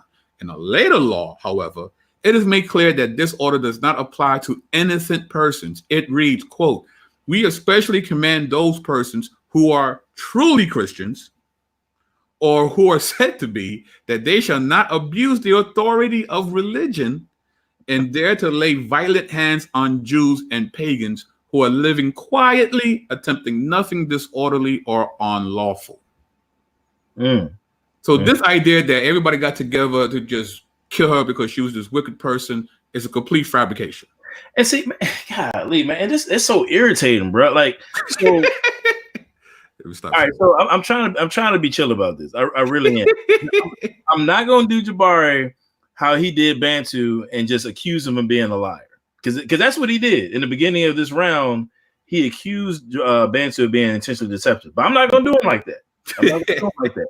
I am gonna say though, that for whatever reason, he has a tendency to take a narrative where there may be some negativity going on, right, and place it squarely on Christians, you know what I'm saying, in a way that is not reflective of the historical record. He did that. Obviously, we see just now, we got bars from my man, BK Apologist. He just killed the whole Jabari Hypatia narrative. And as you saw a couple weeks ago, we did the breakdown of round one when it came to King Azana, when it came to the conversion to Ethiopia. Jabari's narrative is not reflective of the historical record. It is. I mean, I can't say it any other way. I can't say it any other way. You know what I'm saying? He's not, giving people with the and again, this is a guy that calls himself a historian. Right. I can't tell you how many times. I mean, and it seems like every video he has with Tazariak or whoever, he always makes mention that he's a historian. He's always saying he's a historian. But bruh, if you're a historian, why are you spending so much time conveying untruths about what the historical record has to say? I'm not talking about like just kind of stuff where it's just lacking nuance. I'm just talking about whole narratives that simply aren't true. But again, it's his focus again is the aesthetic and style of the presentation, but not the substance. Right. And he's so good at the style that he actually gets over a lot with different audiences just on that alone. Right. Hey, somebody was asking like, what book you were reading from just now? I'll tell you right now. It is. Hold on. It is City and School in Late Antique Athens and Alexandria by Edward J. Watts. Okay, there we go. Actually, I'll put the name in the chat. Right. We ain't got nothing to hide over here. And I'm not saying that the question was alleging that. I'm just saying we I'm saying, I'm just saying we straight up with our sources for sure. But and you know what? Let me just say this. And again, I'm not saying that the person was asking that question to try to get us or nothing like that. No, not at all. If we forget to give y'all the source or something like that, then please ask. You know what I'm saying? Yeah, put it in the comments or something. Definitely. Yeah, please do, because we don't want to be caught slipping. I'm saying it definitely hold us accountable on that. But yeah, just like Mason was saying, he's saying in the chat, you know what I'm saying? This is terrible, dog. This is terrible stuff. I mean, this shouldn't be the case, man. This shouldn't be the case. Let's just, come with your evidence. We come with our evidence, and we let the truth speak. That's how it should be. But again, now let me ask you this question. Why are guys like Brother Jabari so successful at these kinds of things? You know what I'm saying? I would suggest is because when you use stories like this, because notice he started out, he said that Hypatia was a biracial woman or woman of color. I can't remember how he phrased it. It's like that. Yeah. He's trying to bring his audience into the story, and I get that. I mean, I understand that you want to give people something to relate to. I understand that. You know what I'm saying? But then he, it's okay. So we bring him brings the audience into the story about Hypatia, and now we got these mean old Christians, what I'm saying, that are, just kill somebody for no good reason. I mean, it just kind of really plays into narratives that people who are predisposed to those kind of narratives, that's what they want to hear anyway. That's what they believe about Christianity anyway. So to them, they're going to see it as persuasive. But then when you actually get down to, like Mason said, fact checking these dudes, you start to find out, like, wait a minute, it didn't really go down the way these brothers saying it went down. You know what I'm saying? Right. And a point that you made in the first round video that we did, the difference between people who call themselves Christians and Christianity, right? Right. Cyril wasn't acting like a Christian. No, let's just keep it 100. Yeah, he was tripping. This dude was a tyrant. He was tripping. He was power hungry, and his first targets wasn't Hypatia. It was other Christians.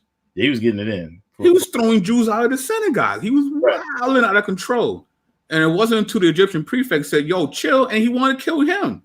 And it wasn't until real Christians from Alexandria said, no, we're not going to do that. Let's stop that. Let's broker some peace. And who did they bring in? Hypatia. Why?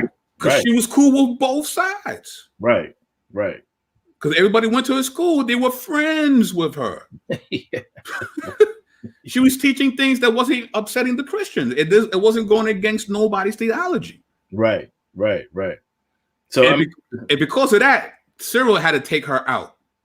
Yeah, because she's in my way to what I want to do. I'm trying to run the table. Right. And she's in the way. So now I got to fabricate nonsense and slander and propaganda. But the Christians knew it because afterwards, as we saw, nobody agreed to what he did. All the Christians was like, that was horrible. That was terrible. Right.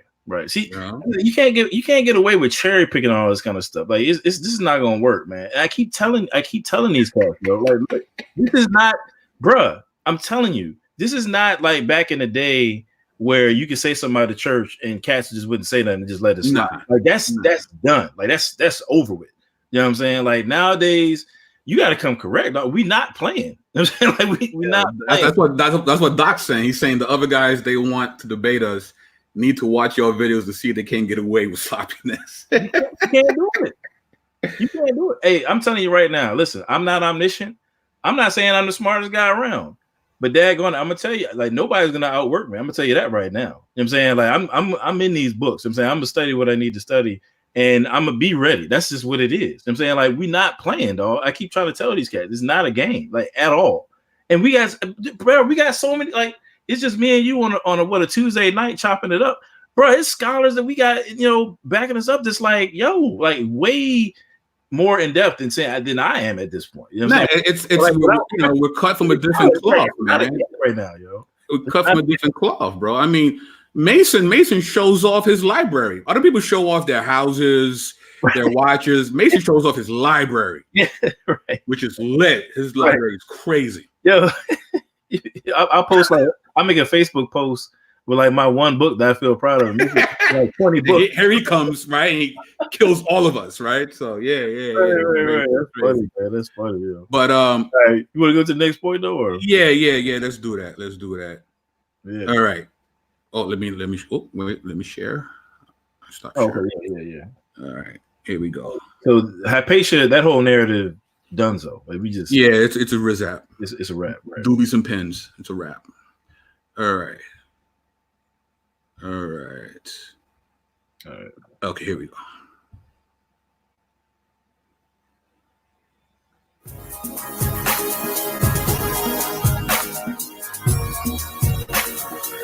Let me get to the point.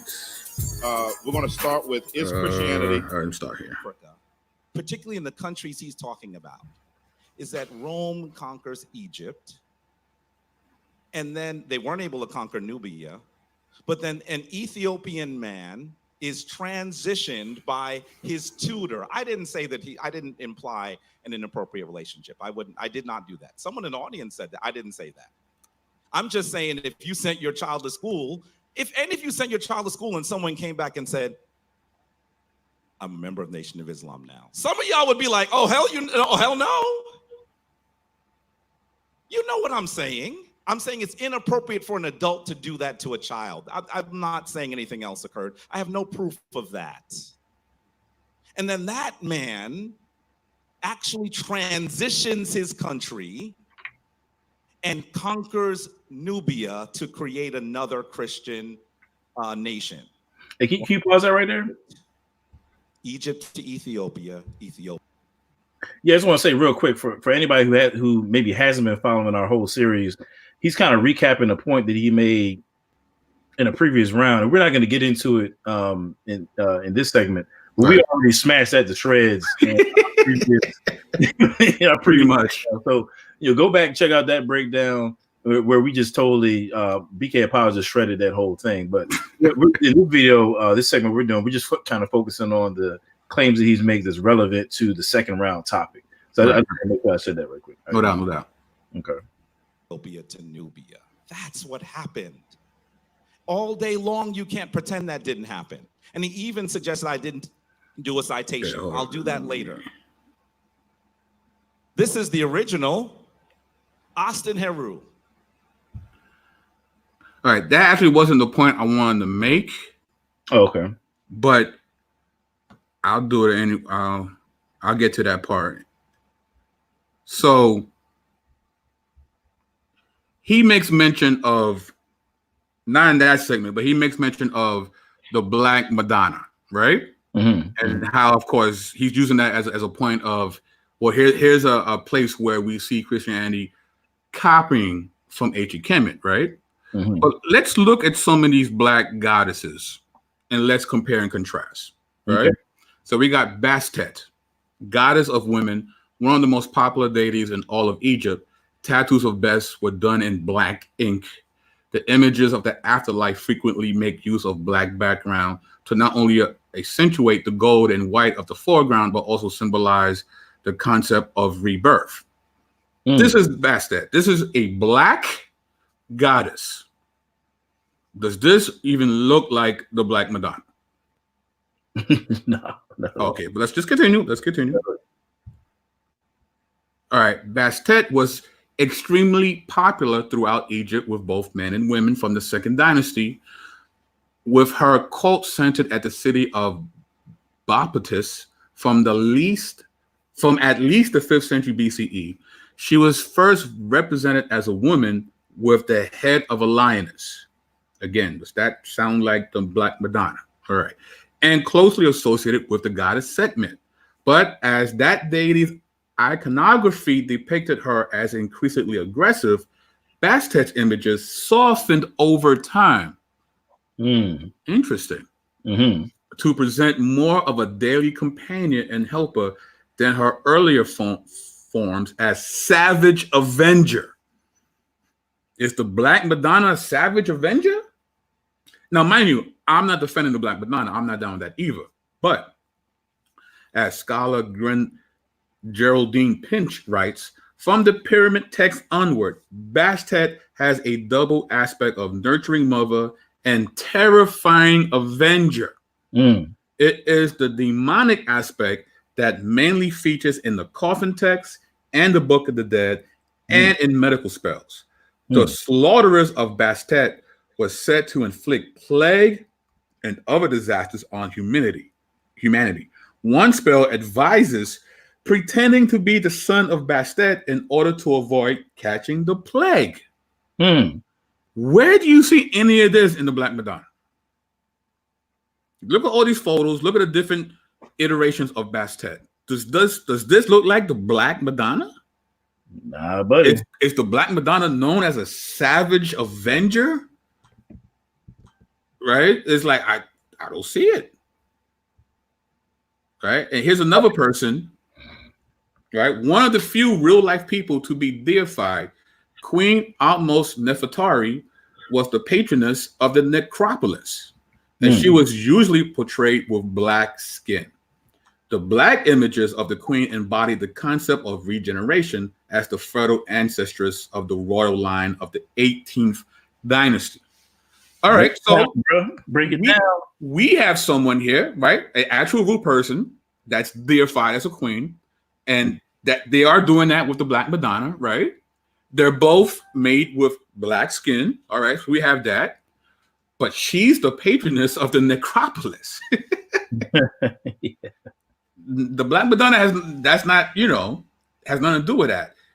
The queen here embodies the concept of regeneration. The Black Madonna, quote unquote, Mary, died, and that's it.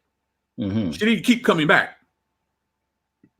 So okay, you got the black skin and you got people deifying her. Okay, cool. But are these the only women that ever been deified in the ancient Near East? Like, I can't see Kemet holding the copyright here. It just doesn't work that way.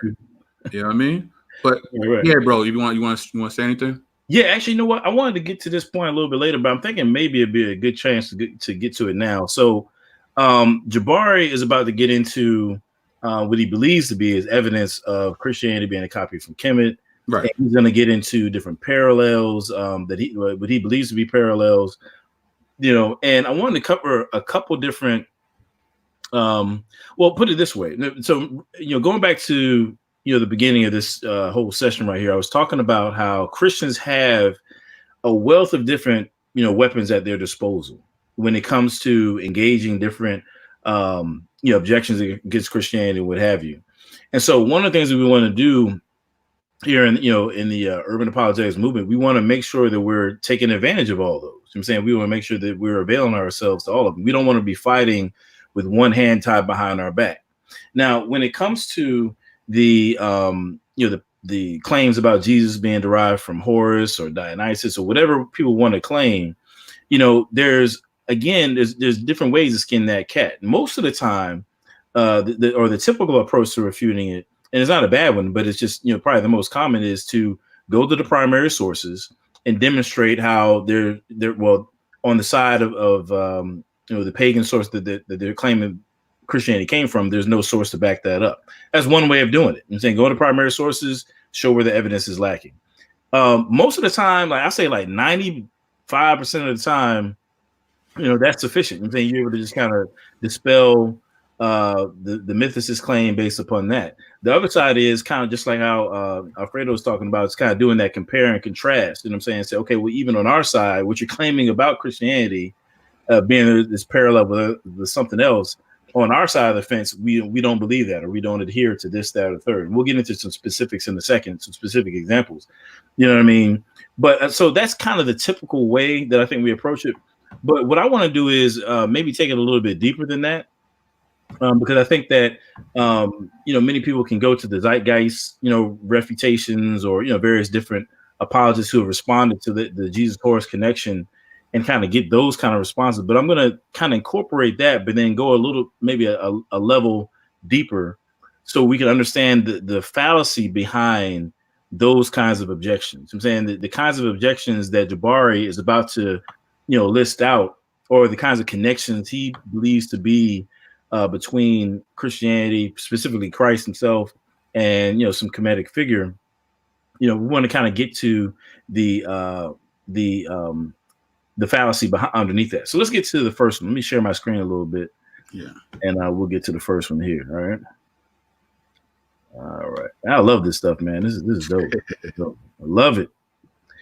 Okay, so the first thing I want to talk about is Can y'all see that? Can you see that? Yes. It's can you make it bigger? I think so. Okay. Yeah, cool? Keep going.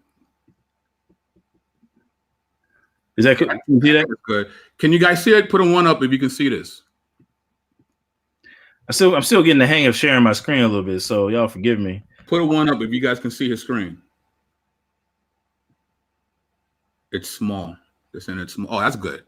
Can you see it now, Letitia? Is that good? Yeah, that looks pretty good. I'm trying to wait to see what they say. How about now, Letitia? Look good? Okay, they can see it. All right, cool. So the first thing I want to talk about is the Texas Sharpshooter fallacy. Okay, the Texas Sharpshooter fallacy. Here's your definition. Now you can go to any philosophical dictionary and get this right here. I think usually I'll go to Stanford Philosophical Dictionary. That's usually where I go first. You know what I'm saying? So, but anyway, ignoring the difference while focusing on the similarities, thus coming to an inaccurate conclusion. That's your definition of the basic definition of the Texas Sharpshooter fallacy. Again, so ignoring the difference while focusing on the similarities, thus coming to an inaccurate conclusion. Okay, so let me go to kind of this my next slide here. So this is kind of how I imagine, people like Jabari making these arguments, right? They want us to focus on, the things that are kind of in that middle, these two circles here, wherever the similarities may lie between, say, Jesus and Horus or Kemet and, Christianity or whatever. They want us to focus on similarities, but they don't take into account the dissimilarities. Does that make sense? Mm-hmm. They want to focus on the similarities, but they don't give an account for the dissimilarities, right? So again, for example, we were just talking about the Black Madonna, for example, and you were giving examples of how different I mean, I don't know how he relates that to Mary or whatever, but I guess he's just going off the statue. You know what I'm saying? But you were dealing with that compare and contrast, right? And so the same thing with Jesus, and he actually trying to decrease my screen, but I'm struggling here. Oh, here we go. I'll get back to that in a second. But again, I'm gonna take this off for now. I'm kind of, because we're going to go back to the video, and some of this will make a little bit more sense. But when we're talking about dissimilarities, an example would be like, he would want to say that, Jesus, and he'll say this in a minute. Jesus and Horus are born on on or around, I think he says December 25th or something like that. Which is totally ridiculous. You know what I mean? But with that being said, when we're talking about differences, he mentioned the fact that the main difference is that that Christians believe that Jesus was a historical person. he said, yeah, the only difference is they said he was a literal person. Well, yeah, that's a pretty big difference. That's a huge difference, because what's going to happen is when you're looking at mythological texts, right, and then you're looking at texts that are clearly meant to be historical, you're going to evaluate them with two different modes of analysis, if you will. You know what I'm saying? The authors are trying to convey, different things. So even though he trivializes that early and around, said, oh, we're just, they believe Jesus is a literal person. Well, that's a huge difference.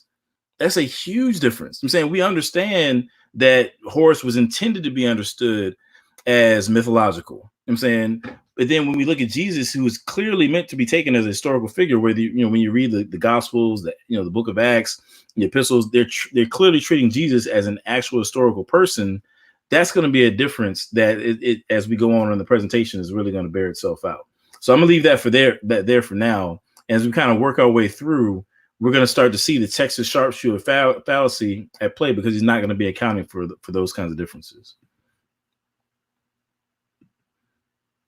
Oh, did I take you off? Oh, shoot. I think I took you off there by accident. All right. So do you want me to go back to the video now, or? Yeah, let's go. Yeah, let's go back to the video. Yeah, because I want to give some examples there. All right.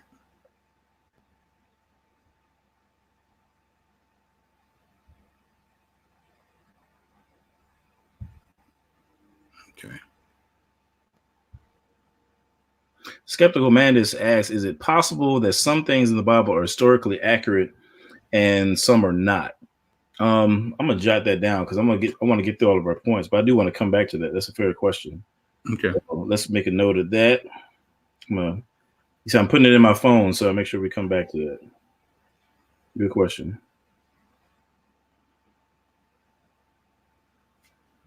All right. Oh, I'm supposed to be sharing your screen. My bad, bro. Waiting on me. Flesh off her bones with seashells and You good?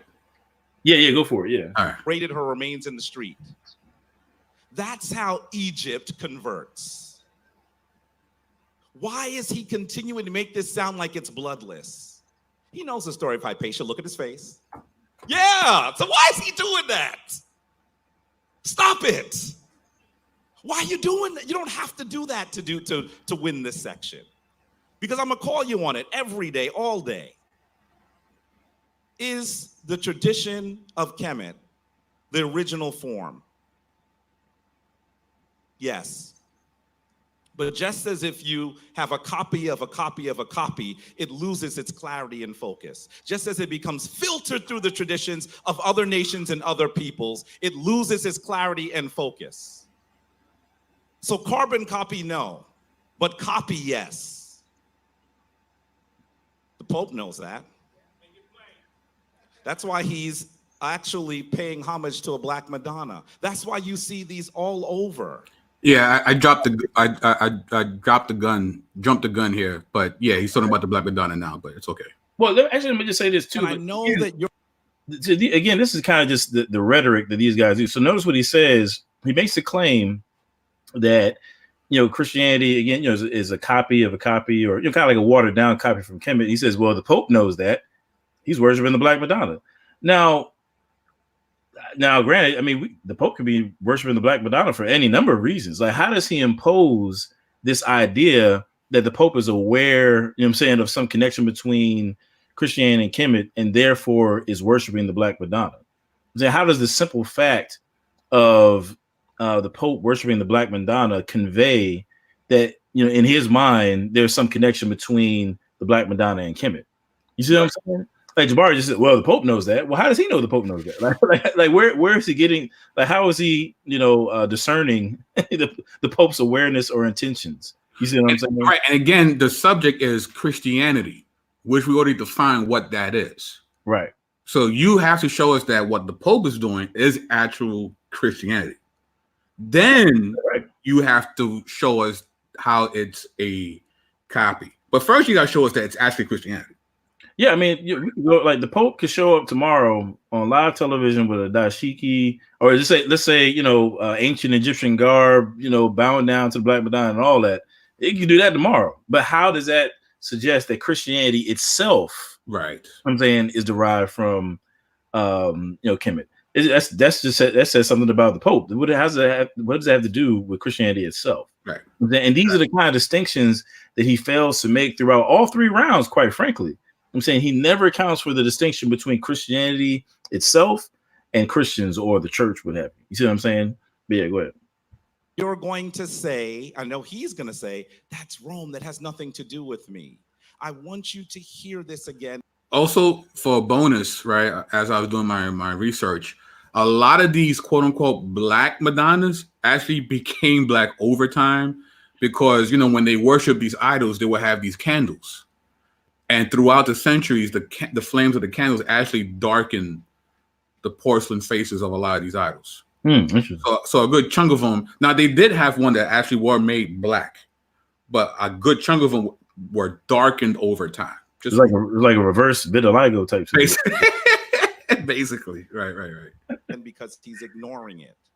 The way that this tradition gets into Africa, particularly in the countries he's talking about, is that Rome conquers Egypt, and then they weren't able to conquer Nubia, but then an Ethiopian man is transitioned by his tutor. I didn't say that I didn't imply. Okay, yeah, fast forward a little bit.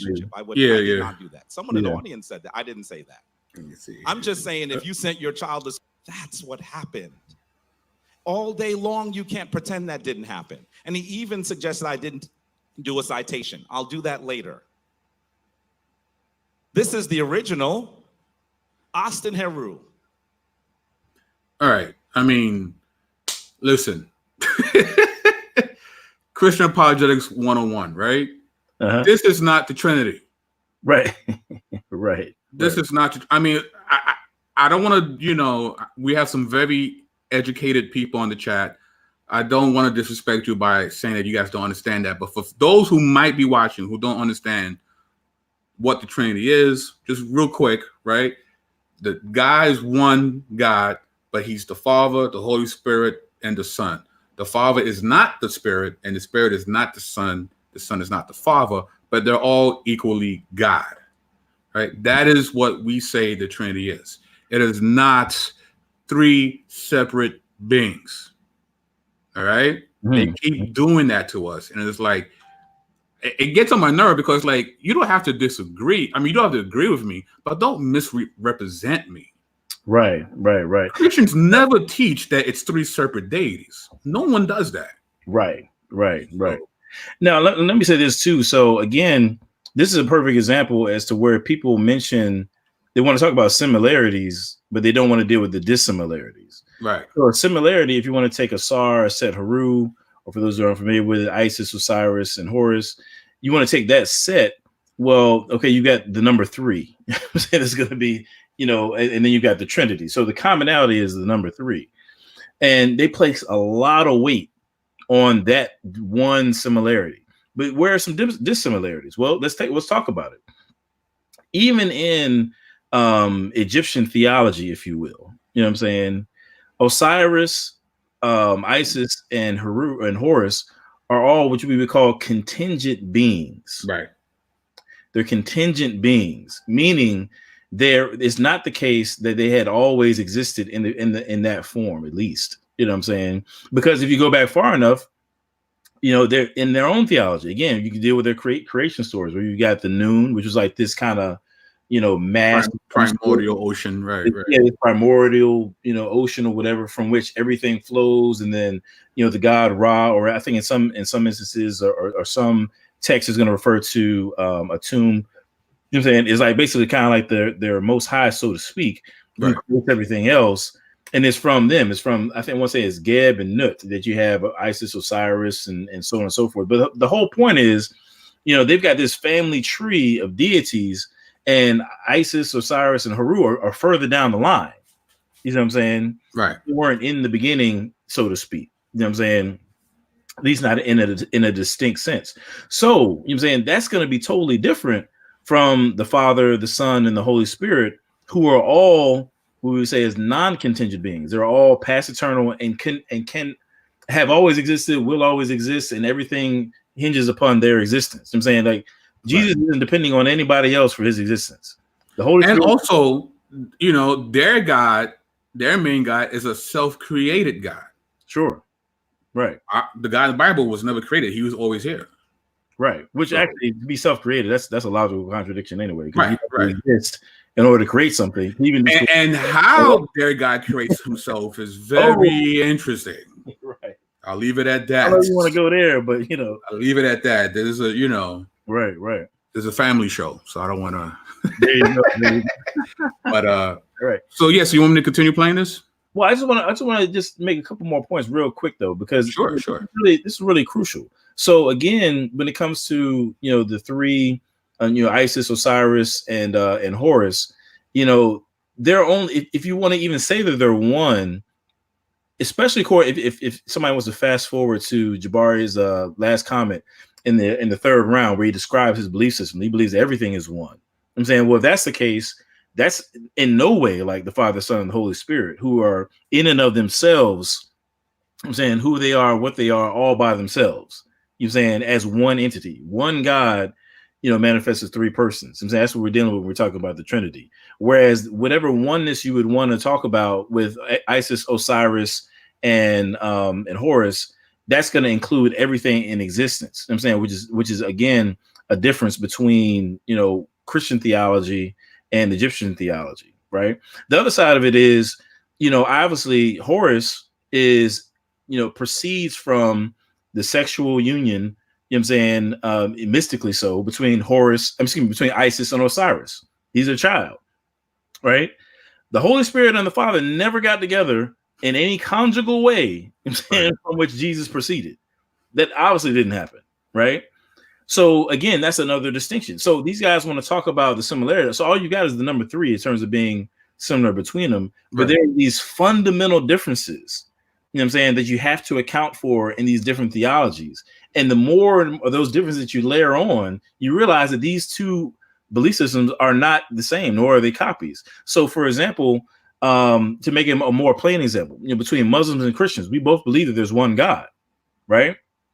I don't disagree with the Muslim that there's one God, but they believe that there's a Unitarian God. He's just one. That's it. Whereas we believe that there's a Trinitarian God. Those are fundamental differences. Yep. I wouldn't say to the Muslim, "Oh, you're a Christian," or "You believe the same thing I do," and they certainly wouldn't say to me that I believe the same thing they do. As a matter of fact, depending on what part of the world, I would get killed for believing that there's a Trinity. These are fundamental differences. You can't gloss over these fundamental theological differences and just say, "Oh, well, we got 3 and 3; they're the same." Well, one came from the other. You can't. That's just lazy. That's just flat out lazy. If you're going to be, these are very important topics, and you got to treat them, with that level of importance if you're going to engage in them. And so again, going back to the Texas Sharpshooter fallacy, it's not enough to demonstrate that there's some sort of similarity. You know what I'm saying? You've got to account for the dissimilarities if you want to make some sort of, correlation or connection between Jesus, Horus, Kemet, Christianity, and what have you. Boom. Yes, sir. Yes, sir. All right. So with that being said,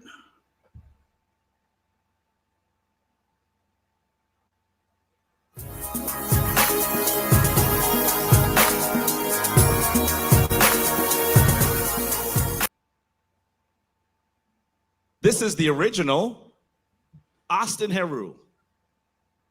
How can you see that and not recognize that you are seeing a copy? And in fact, I do not have the time to go through all of the similarities and myths, but very quickly, I'm gonna run through this so quickly, y'all. Some of y'all will catch it, some of you. He doesn't have time to show us the similarities. What is this round about? But he doesn't have the time, though. Right. I just want to throw it out there. Okay. And apparently, Egyptians have the monopoly on depictions of mother and son. Apparently, they're the first mother to ever nurture a child happened in ancient Kemet. It happened nowhere else. Nowhere else. Wow. Right. I mean, I'm being funny, but to be honest, that's a really good point, though. I mean, I'm being somewhat flippant about it. But that's another thing. When people are drawing these connections, there's a such thing as trivial connections. You know what I'm saying? Like some things are just trivial. It's like, okay, that happens in every culture. In every culture, you have children sitting on the laps of their mom. So you got to do more than that. Right. There's certain universal things that just happen everywhere. Like, the people in Alaska were drinking water just like the people in Spain were. Right.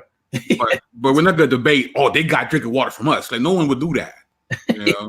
Right. So, but anyway. Now, look, you're going to see archetypes for Jesus within the stories of Heru and the stories of Asar. It's not in one place, because remember, it's not a carbon copy, but a copy nonetheless. You know what? I'm sorry, man. I don't want to stop every other second, but I do want to touch that right there, because he said it's not a carbon copy. But it's a copy. But it's a copy, and he says something about these different myths are in different archetypes. Right. There we go. Now, actually, I was reading. And forgive me, I'm going to have to find the source and put it in. But somebody raised a great point that for us, looking back to that era, we can, do some good archaeological work and discover texts, coffin texts, stelae, or whatever that give us an understanding of these different of the nuances and changes of Egyptian religion over several different periods. And then the first century Christians didn't have that. They weren't archaeologists. There's no possible way that they had access to 3,000 years of Egyptian religion. I'm saying from which to draw several different, and you kind of cherry pick several different, myths from the horror story and what have you. Right. That's that we have access today. But to impose or to project that onto the first century Christian, that somehow they had this massive access, to all these different tellings of the Horus, Isis, Osiris story. That's just clearly ridiculous. Well, actually, right, I just remember I want to share this. So before we can even get into the similarities of these myths, right? We know that these gods were used to help transition humans into the afterlife, right? Sure. Or maybe not, because I want to share something. Like a Sekhmet or something like that. This is going to really hurt a lot of feelings. Uh-oh. I shared this before in my other presentation. I'm going to share it now. This is from Setting the Scene, the deceased and regenerative cult within offering table imagery of the Egyptian Ode to Middle Kingdoms by Barbara O'Neill. This is what she says. Until the latter part of this period, the non-royal deceased had limited access to an afterlife beyond the tomb. The ideological chasm between the king and his subjects were emphatically obvious. Only the king crossed the great divide and ascended to heaven, while kings enjoyed a smorgasbord of stellar, solar, and Osirian expectations in the royal netherworld. The elite were restricted to an earth-bound eternity. Direct contact with the gods was the prerogative of the monarch, who acted as guarantor of continued order indicated in the change of seasons, the return of the inundation, and the movements of celestial bodies. Right? The old kingdom's dissolution under centrifugal forces initiated a century of political disunity. In its ending, however, a crucial process was initiated. This involved the seepage of literacy and of ritual knowledge emanating from the highly influential elite stratum of Old Kingdom society in the provinces. This process activated ideological developments and funeral beliefs, whereas in earlier phases of the Old Kingdom, only the king could expect to enjoy immortality. The situation now changed with the emergence of a process now referred to as the democratization of the afterlife. Wow. So all this great deification, all these different deities was only for the pharaoh, for the Nesut. The common man and woman that lived in these different gnomes and Kemet, it was not for them. Wow. It was not for them. You want to talk about the differences? Wow. Between the Christian worldview and the Kemetic? The gospel's for everyone. So if you wasn't an elite, it was basically a wrap. Forget the elite. If you wasn't the king. If you wasn't, right. If you wasn't the king, right. If you wasn't king. And it wasn't until there was an economic collapse that everyone started getting bits and pieces of how to get to heaven. It wasn't for the common man. Wow. If you wasn't the priesthood or part of the scribal class, good luck, because they wasn't telling you how to get to paradise. It was for the king. But you want to subscribe to this worldview. This worldview doesn't subscribe to you. Oh, snap. It doesn't subscribe to you. So they basically got like 25 people, you know what I'm saying, up in I guess whatever their heaven would be. You know what I'm saying? I don't know how many. Just in the suits. If you're not in the suits, you make it. Real slim, dog. It's looking real slim. Until later on, someone started leaking the mixtape early. They dropped, you got dribs and drabs, and you try to figure it out. Right. You know what I mean? So. Oh man. So even before we get into all these, refuting the similarities, they didn't want you to make it. Right. You wasn't getting in, dog. You wasn't getting in. You wasn't getting in. It wasn't for you. It wasn't for you, bro. It was never meant for you. Heaven was not meant for you. Think about that. That's deep. So, but we're copying you? Really? I'm just saying. I mean, yeah, I don't know a whole lot of copy, but again, there's another dissimilarity. They want to talk about, this sounds like that. Well, let's talk about the things that don't sound alike. You know what I'm saying? And like I said, the more and more you layer on, you see how far apart the worldviews are. You see how far apart they are. Right. Now, do you want to get into the Horus thing, or you want me to go with that, or you want to say something about Horus? I'm going to say a few things about Heru. You said what now? I want to say a few things about Heru. Do you want to say something or? No, go ahead. Yeah, I can keep going? Okay. Yeah, I mean, I want to deal with I'm going to deal with some of the parallels. All right, cool. A couple pieces. But go ahead. All right, so virgin birth, right? As for Horus, he also had no virgin birth. Isis had sex with Osiris after reassembling his body parts, which were torn apart and scattered over Egypt. As Egyptologist and professor at the University of Arizona, Dr. Richard Wilkinson has written, quote, through her magic, Isis revivified the sexual member of Osiris and became pregnant by him, eventually giving birth to their child Horus. Yeah, that sounds like Mary and Joseph all day. Historian Professor Francis Dunard writes, after having sexual intercourse in the form of a bird with the dead god, she restored to life. She gave birth to a posthumous son, Horus. Now, crucified, resurrected, there exists not a single record of Horus ever even dying like Mithra. We are left to wonder how such a figure could be called a dying and rising god since he didn't die. This means he wasn't buried in the tomb or resurrected from the dead. Historian J.Z. Smith famously said in his essay in the Encyclopedia of Religion, the category of dying and raising gods, once a major topic of scholarly investigation, must now be understood to have been largely a misnomer based on imaginative reconstructions and exceedingly late and highly ambiguous texts. There is no unambiguous instance in the history of religions of a dying and raising deity. Boom. Trig Mehinger, a Swedish scholar and former professor at Lund University, has authored one of the most comprehensive works ever written in the field of dying and rising gods and its relationship to Christianity, called Riddle of Resurrection, Dying and Rising Gods in the Ancient Near East. He concludes his book by the following, quote, there is, as far as I am aware, no prima facie, I don't know how to say that. It's just like evidence, thank you, evidence that the death and resurrection of Jesus is a mythological construct drawn on myths and rites of the dying and rising gods of the surrounding world. While studied with profit against the background of Jewish resurrection belief, the faith in the death of resurrection of Jesus retains its unique character in the history of religions. I'll stop there. Boom. All right. Hey, you setting me up, dog. I'm ready to go.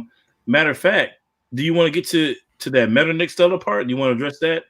The which part? That's something I wanted to say about the Metternich. So I'm not sure if that's coming up next, but that's another piece that he brought up. No, that's you. You can do that. Okay, cool. So talking about Horus and his resurrection, supposed resurrection, according to Brother Jabari. Matter of fact, let me see if I can get to that part. Because I want to play it. Yeah. And I'm not exactly sure. Let me find out something here. Bear with me, y'all.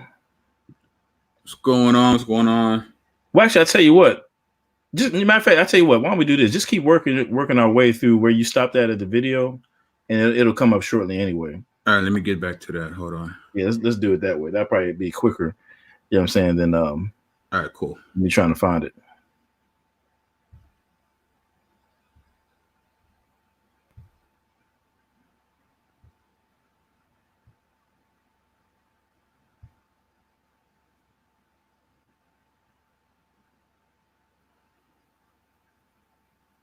Your Beatrice Burrell said, "Is this why they have to believe everyone was a king or queen?" Yeah, maybe. Because if you wasn't a king, then you wasn't making it. So that might be right. That's an exclusive club right there, boy. I thought you thought the Jehovah's Witnesses was bad. I mean, daggone. We was kings. They got 100 people per day. We was kings. Man. No, he was king. You was just a regular dude. He was a regular, and you wasn't making it. You wasn't making it. It wasn't for you, bro. No. Oh shoot, my fault. Let me add this right here. There you go. That you're not equipped to hear this conversation. Does that make sense? That is just evident and known. Hey, hold on. I want to play that part again. Hold on. Within the stories of Heru and the stories of Asar. It's not in one place, because remember, it's not a carbon copy, but a copy nonetheless. That's what occurs. So we see Heru as the son of God. You know very well that he's the son of Asar, right? Do you know this? Okay. If I have to give you a citation for that, you're not equipped to hear this conversation. All right. You see, that's not good. You know, because the people came, they paid money to see you. They didn't come just to see Bantu. They came to see you too. Right. Why be condescending to the audience? You know what I mean? That's just not cool. Yeah, it was a bad look. But I think go ahead. But again, it's like what you said earlier.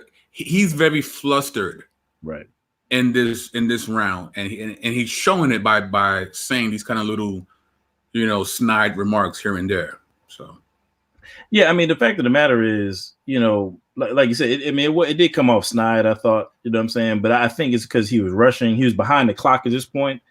You know what I'm saying? Like, because in the course of the debate, he had like 20 minutes for this presentation. Right. And he spent like the first 5 calling Bantu a liar.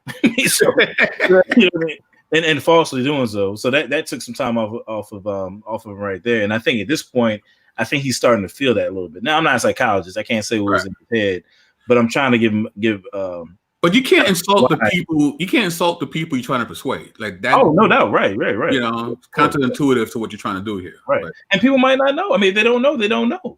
You know what I'm saying? Like, why make them feel bad about it? You're a teacher, right? They're right. You're a historian. They're here to learn. Teach. Right. Teach. Right.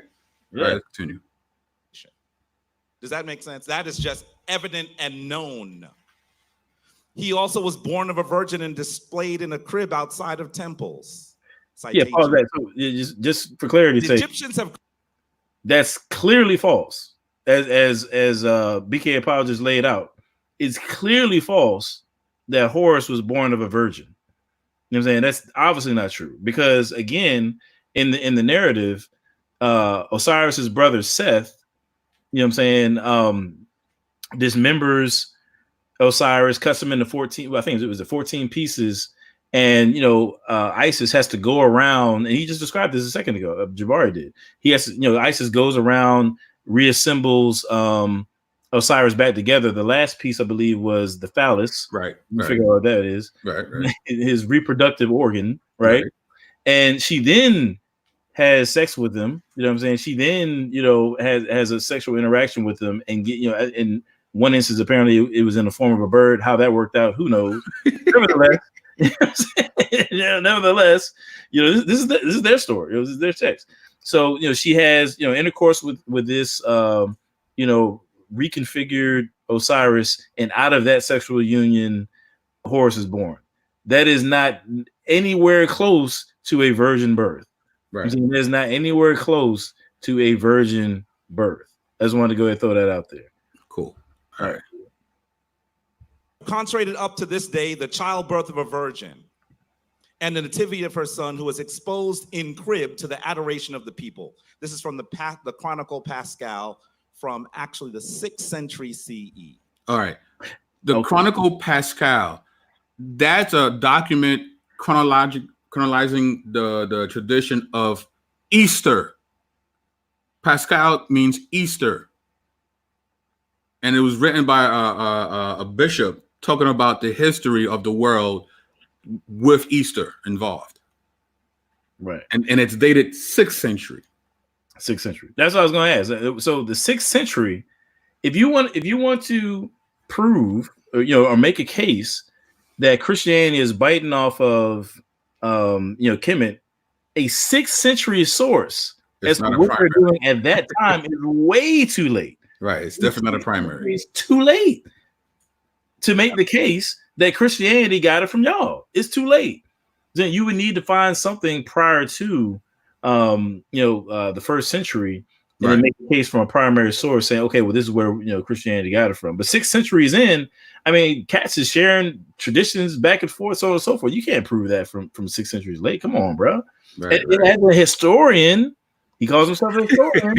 As a historian, he should know that. Right. He should know that if he's trying to demonstrate causation between Kemet and Christianity, you at least have to go to Christianity's foundings, right? Yeah. I would think. But but I'm not a historian though. But I'll leave that to him. I'll let him figure that out. Yes, sir. All right. Citation. So that you should understand that people understood that was happening in Kemetic temples. In fact, Heru is usually born on December 25th. Now, again, not to insult the chat, right?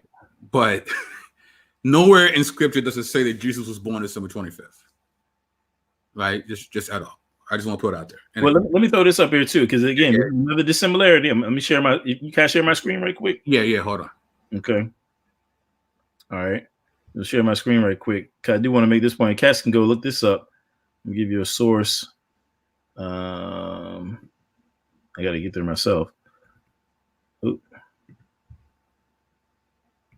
And I'll make it larger once I get to where I'm trying to go. Okay.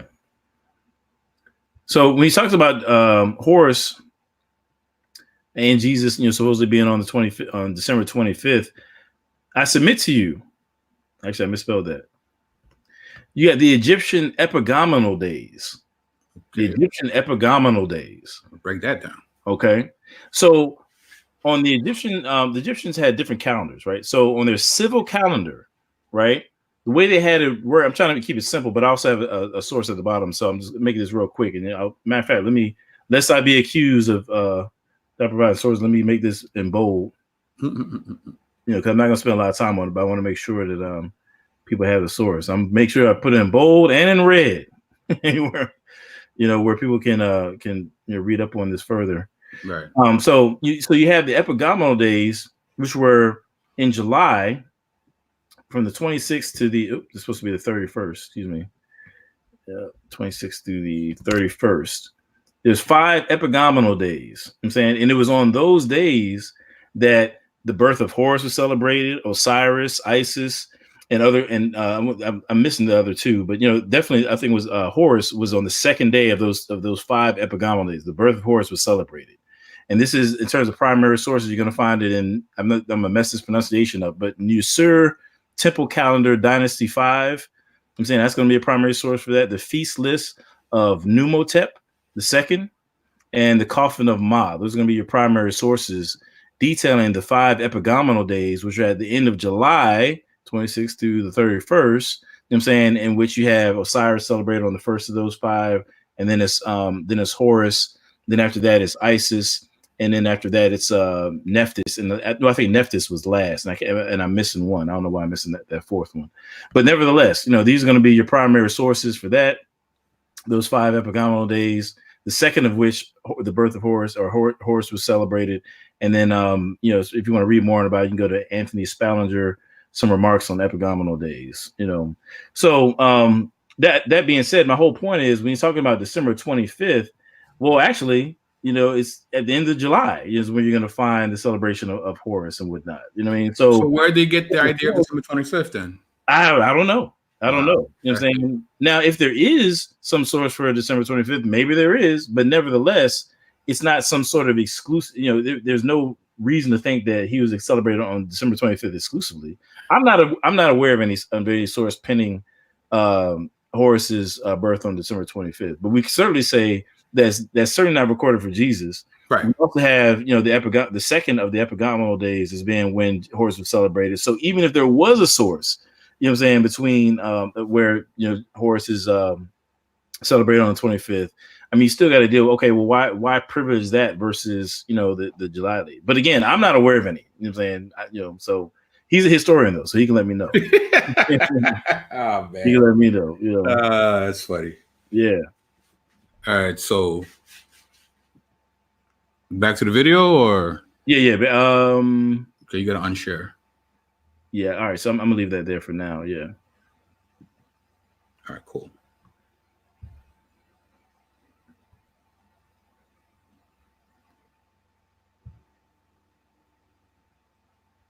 Okay, you're sharing yours. Okay, there we go.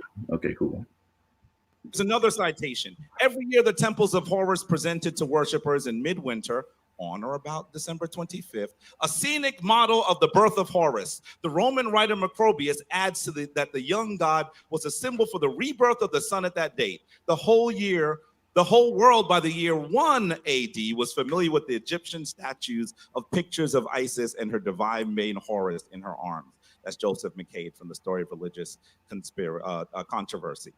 His birth is heralded by 3 kings. I'm not gonna say much about that. What happens before this date is that I'm not gonna say much about that because we could go tit for tat on every single right. But Joseph McCabe already, that's a suspect source anyway. I'll probably come back to that in the next go around. Right. But again, he's got Joseph McCabe quoting Macrobius, who, as he just said, is in the 4th century. So he's still making the same mistake. You know what I'm saying? If you want to demonstrate, that one came before the other, the 4th century is way too late. Now, I guess he's saying that Macrobius is claiming that this was going on in the 1st century, but we would need some primary source evidence for that. You know what I'm saying? In the 1st century to substantiate it. We can't just say, well, some dude said it 4 centuries, 3 centuries later, and there we go. I mean, so that's just another one. 3 stars align and point to another star. The 3 kings follow a star in the east. That is when you know when this will actually occur. That is, you've heard that story. You just didn't know that they took it from you, African. You can't just take it back the same way they gave it to you. You don't think that they messed with it in 2,000 years? You can't just take it back the same way. Don't just wrap your Bible in kente cloth. Yeah, Paul. It doesn't work that way. I've heard him say that quite a bit. Like, we talks about I guess they stole the story from you, African, and don't you think they messed with it in 2,000 years? Right. I understand, like, when people ask questions like that, you know what I'm saying? They expect for your mind to fill in the gap, whether it's some kind of conspiracy theorist kind of assumptions that they want you to come away with. But that's not an argument, though. I'm saying you can't substitute giving us primary sources, you know what I'm saying, for the claims you're making with, questions and having us just kind of fill in the blank, you know what I'm saying, with our own imagination. That's not an argument. You know what I mean? It's rhetoric. It's rhetoric. It's just rhetoric, right. and we shouldn't be persuaded by that kind of thing. You know what I'm saying? But these are the kind of things that in the course of a debate can sway a crowd. Yep. But we want to really think critically about that. The other side is he talked about the 3 kings. We'll probably come back to that because we're at like 2 hours right now. But I do want to say that, I mean, well, that's not in the Bible either. We have 3 gifts mentioned: gold, frankincense, and myrrh, but the number, isn't mentioned there. And again, they're not even called kings. Right. You know what I mean? So, but we're getting kind of late here, so I don't want to. Yeah. I mean, do you want to wrap it up now? Man, I kind of do. I kind of don't, because there's so much more that I wanted to say about this round, man. We might have to come back and cover the rest of what he had to say here. I had some bars for I mean, because there's another fallacy that comes up here. I mean, if it comes up right now, I mean, we could do that, then we can end it off on that note.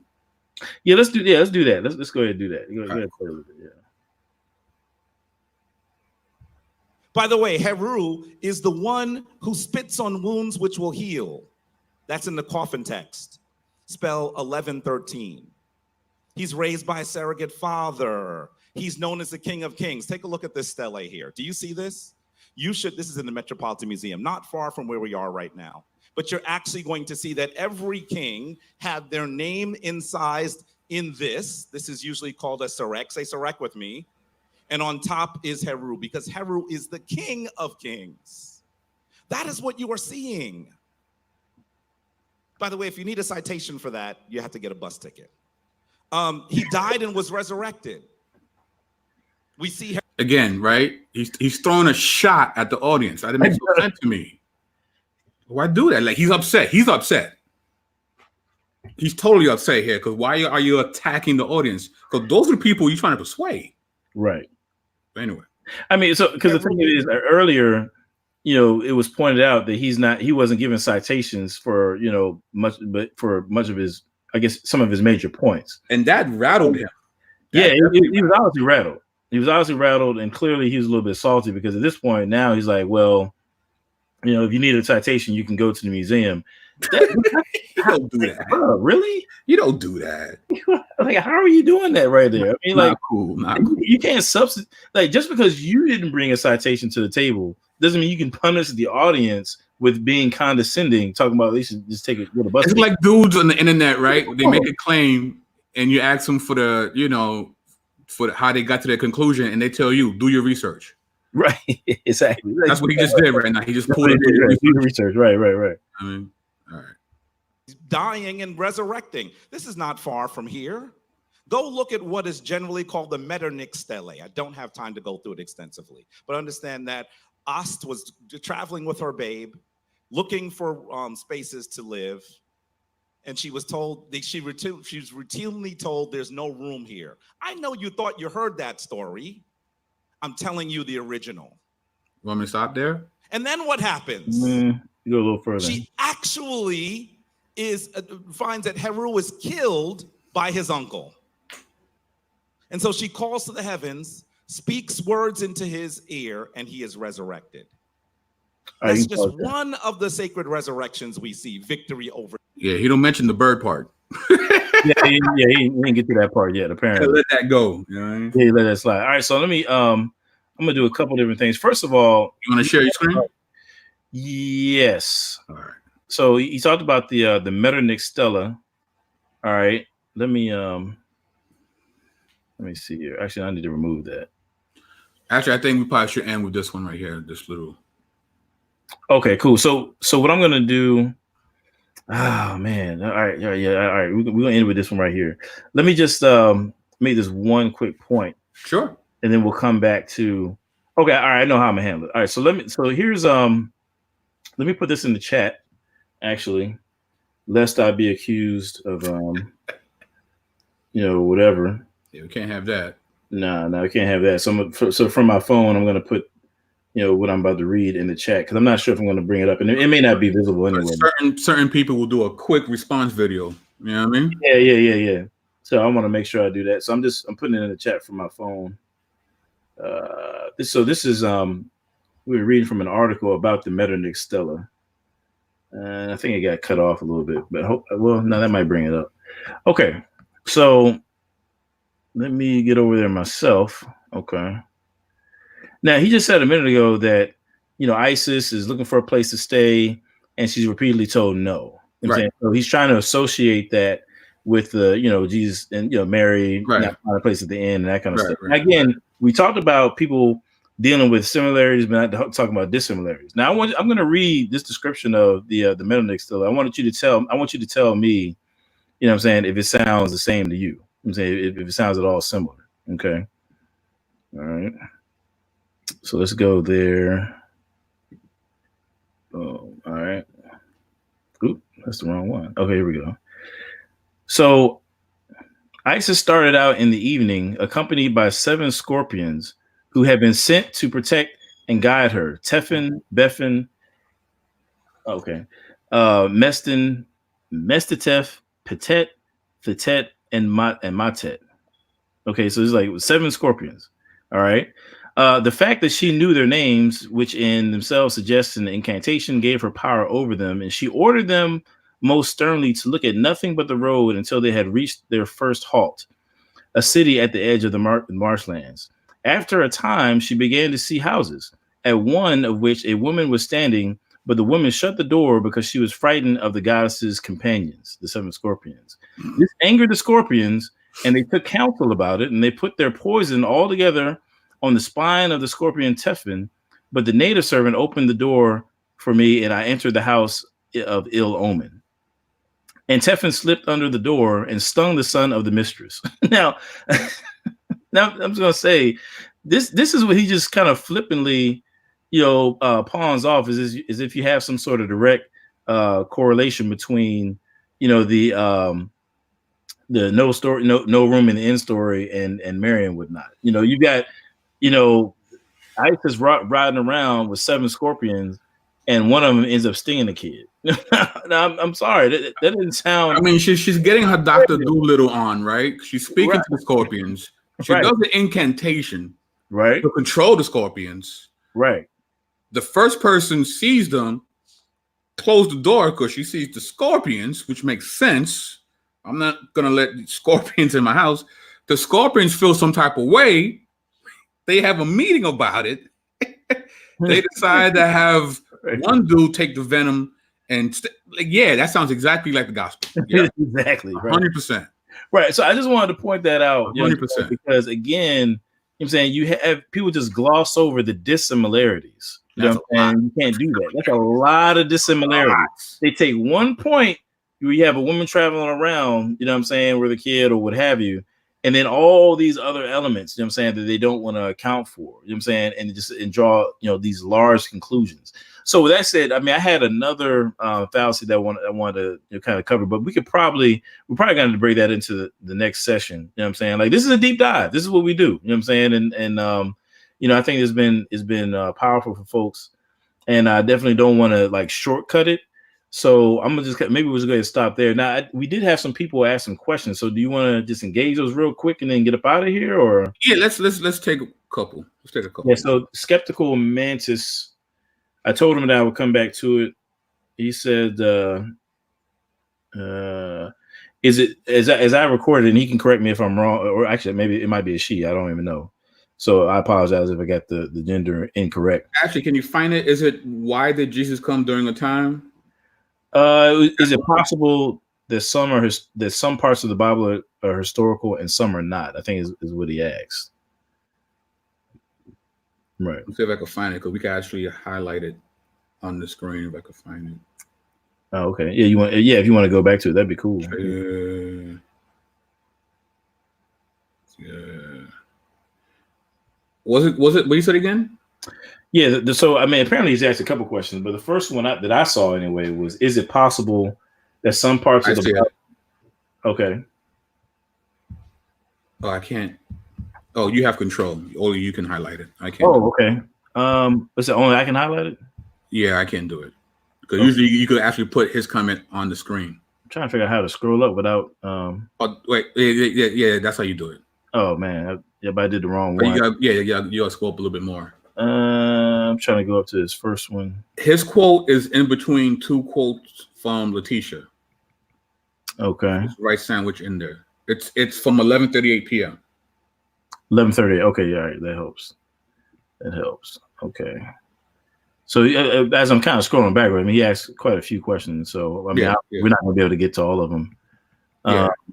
Okay, cool. All right, so there we go. Is it possible that some things in the Bible are historically accurate and some are not? Okay. So, the way I would want to answer that is just to give, where we stand on it. You know what I'm saying? Which is basically, I believe that the Bible in its entirety is inerrant. You know what I'm saying? In that the Bible is accurate in all that it aims to teach. I think that when you take the scriptures, any part of it, you know what I'm saying, in terms of how it was intended, by the author and God's inspiration to be taken, then it will always be accurate. Now, the reason I would say that is because, there's a couple of different reasons, but I'll just give a quick philosophical one. First of all, I believe that Jesus rose from the grave. I'm saying I believe that that we have solid evidence for that. I'm saying, and that's actually what I was going to get into in the next portion anyway, but we'll have to leave that alone. But if Jesus rose from the grave, I'm saying, and he affirmed, the entirety of the Old Testament, which he did, I'm saying his own teachings, then I'd say that's probably something we really need to pay close attention to. If you rose from the grave, and I would pay very close attention to anything you had to say. You know what I'm saying? And so if you've got Jesus, who throughout his ministry has made divinity claims, has made claims about who he is in terms of just being God, to make it more explicit, and then that guy, his teachings are vindicated and put on display as being correct, given the fact that he's risen from the grave, was risen from the grave by the power of God, and that guy affirmed the Old Testament, then I'm going to say that everything in the Old Testament, we've got good reason to believe that it's correct. Now, what about the New Testament? We can take a step further. Jesus established the church. I'm saying he establishes his disciples to carry on the message. I'm saying, and also you have the Holy Spirit, which is imparted to us, by which we would be able to know the things that are. Maybe I should just go ahead and bring it up. Well, all right, we're trying to be quick, so I'm not going to do that. But I'm trying to be give it a snippet form. But Jesus establishes the church. Saying commissions them to go forward, teaching everybody what he taught them, basically discipling the world. That's what we're called to do. Right. And so for that reason, I'm saying we've got confidence, that what's going to be put forth from the church. I'm saying. We have good reason to affirm that as well. So that's kind of like a real sloppy 30-second, answer to that. I'm saying, but if you got the resurrection of Jesus, then to me, I think you got, inerrancy built in there because you have God, risen from the dead, affirming that the Old Testament is true and establishing those who would carry forth the message of the New Testament as well. So, yeah, I 100% agree. But I think also what he might be getting at too is God's word is inerrant, right? But it doesn't mean that the people that he was talking to were inerrant, right? They had certain ways of believing how the world existed. Right? Oh, what are you getting at? Okay. It might be that. And maybe, okay. God doesn't correct them, right? He talks to them where they're at, right? Mm-hmm. So when God reveals his will, it's not thus saith the Lord. And by the way, his quantum physics. Yeah, right. He doesn't do that. Like he works with the people where they're at, right? He doesn't give them all this advanced knowledge at the same time revealing his will. He's more concerned about conveying his will for them at that time. What's this? Hold on. Oh, okay. So so because I know some people will say, well, the science that they believed in back then is not the same as now. But that wasn't the concern. That's not what we mean by not being in error. What we're saying is God's relation and his revelation is without error. And he used the times, the culture, the idioms of that time and place of those people to convey that. And he did that in a perfect manner. Sure. There it is. Okay. So now, with that being said, if you could suffer me a way for me to do a shameless plug. Oh yeah. Yeah, because I get to be on Adam Coleman's so let me show. So you could reach me on Facebook.com/BK Apologist. You could catch me on Twitter. Twitter.com/BK Apologist. You can catch me at the gram, right? /BK_apologist. And you can catch me at youtube.com/BK Apologist as well. You can also catch me at TeePublic. I do urban apologetic t-shirts. I'll put the link in the chat before we go. And it'd be great if you guys could support. I'm trying to fill a particular niche in our world, as urban apologists, creating t-shirts that can invoke conversation, and so you can engage people. That's another way of being evangelistic as well. So yeah, that's it. That's what I wanted to share. Cool, man. So just real quick, y'all, definitely, subscribe to this channel. That's going to be where we're going to be for our next segment. And I just want to say, we definitely going to have to get back to finishing this round now for sure, because there's a couple things that some loose ends I definitely don't want to leave untied. We talked about the fallacy, the Texas Sharpshooter fallacy, where people like Jabari just don't take into account the dissimilarities. But I also, the next time we come back, I want to deal with the similarities more specifically. I'm saying, because I think that I always like to argue against myself. It just kind of helps me think. And so if somebody were to say, well, what if maybe they just borrowed some but not all, I've got an argument, that I want to bring to the table, that just demonstrates that notion, doesn't account for what the data we see in the historical record. You know what I'm saying? So that's another argument that I want to bring to the table. So definitely stay tuned. You know what I'm saying? Definitely stay tuned, because any loose ends we left here, we're definitely going to get back to it. But again, man, this is the first time doing it. This is a deep dive, you know what I mean? And we're taking our time with it. And, we're just taking it step by step. We don't want to rush it, because this is a great opportunity to explore a lot of different aspects of apologetics. so I appreciate everybody who rolled with us for, man, it's been like 2.5 hours, which is super wild. But we're doing that apologetics marathon, man, and I think we got all the questions all the ones that I saw. Actually, Latasha Malvo asked about a source for, I think, how Christianity came into Nubia. I'm not at my house right now. I'm out of town for Thanksgiving, but when I get back to the crib, I'll put that source in the description of this video. So if I don't do about it next time we have a session, just remind me. But yeah, so that's what I'll do when I get back to the crib. Yeah, and if that doesn't happen, Letitia, you can inbox me, sis, and I could just send you some stuff. You know what I mean? So, all right. So, Adam. Yeah, man. So I guess we got to set up a date and time to get back at it, man. We got some unfinished business, bro. We got to get through round 2. We got round 3 that just dropped yesterday, so we definitely going to be, getting it in with that. And we definitely got to address that Q&A, so that'll probably be something. Man, so we get to that as well. Definitely, subscribe to this channel if you haven't already. Check out the True ID podcast.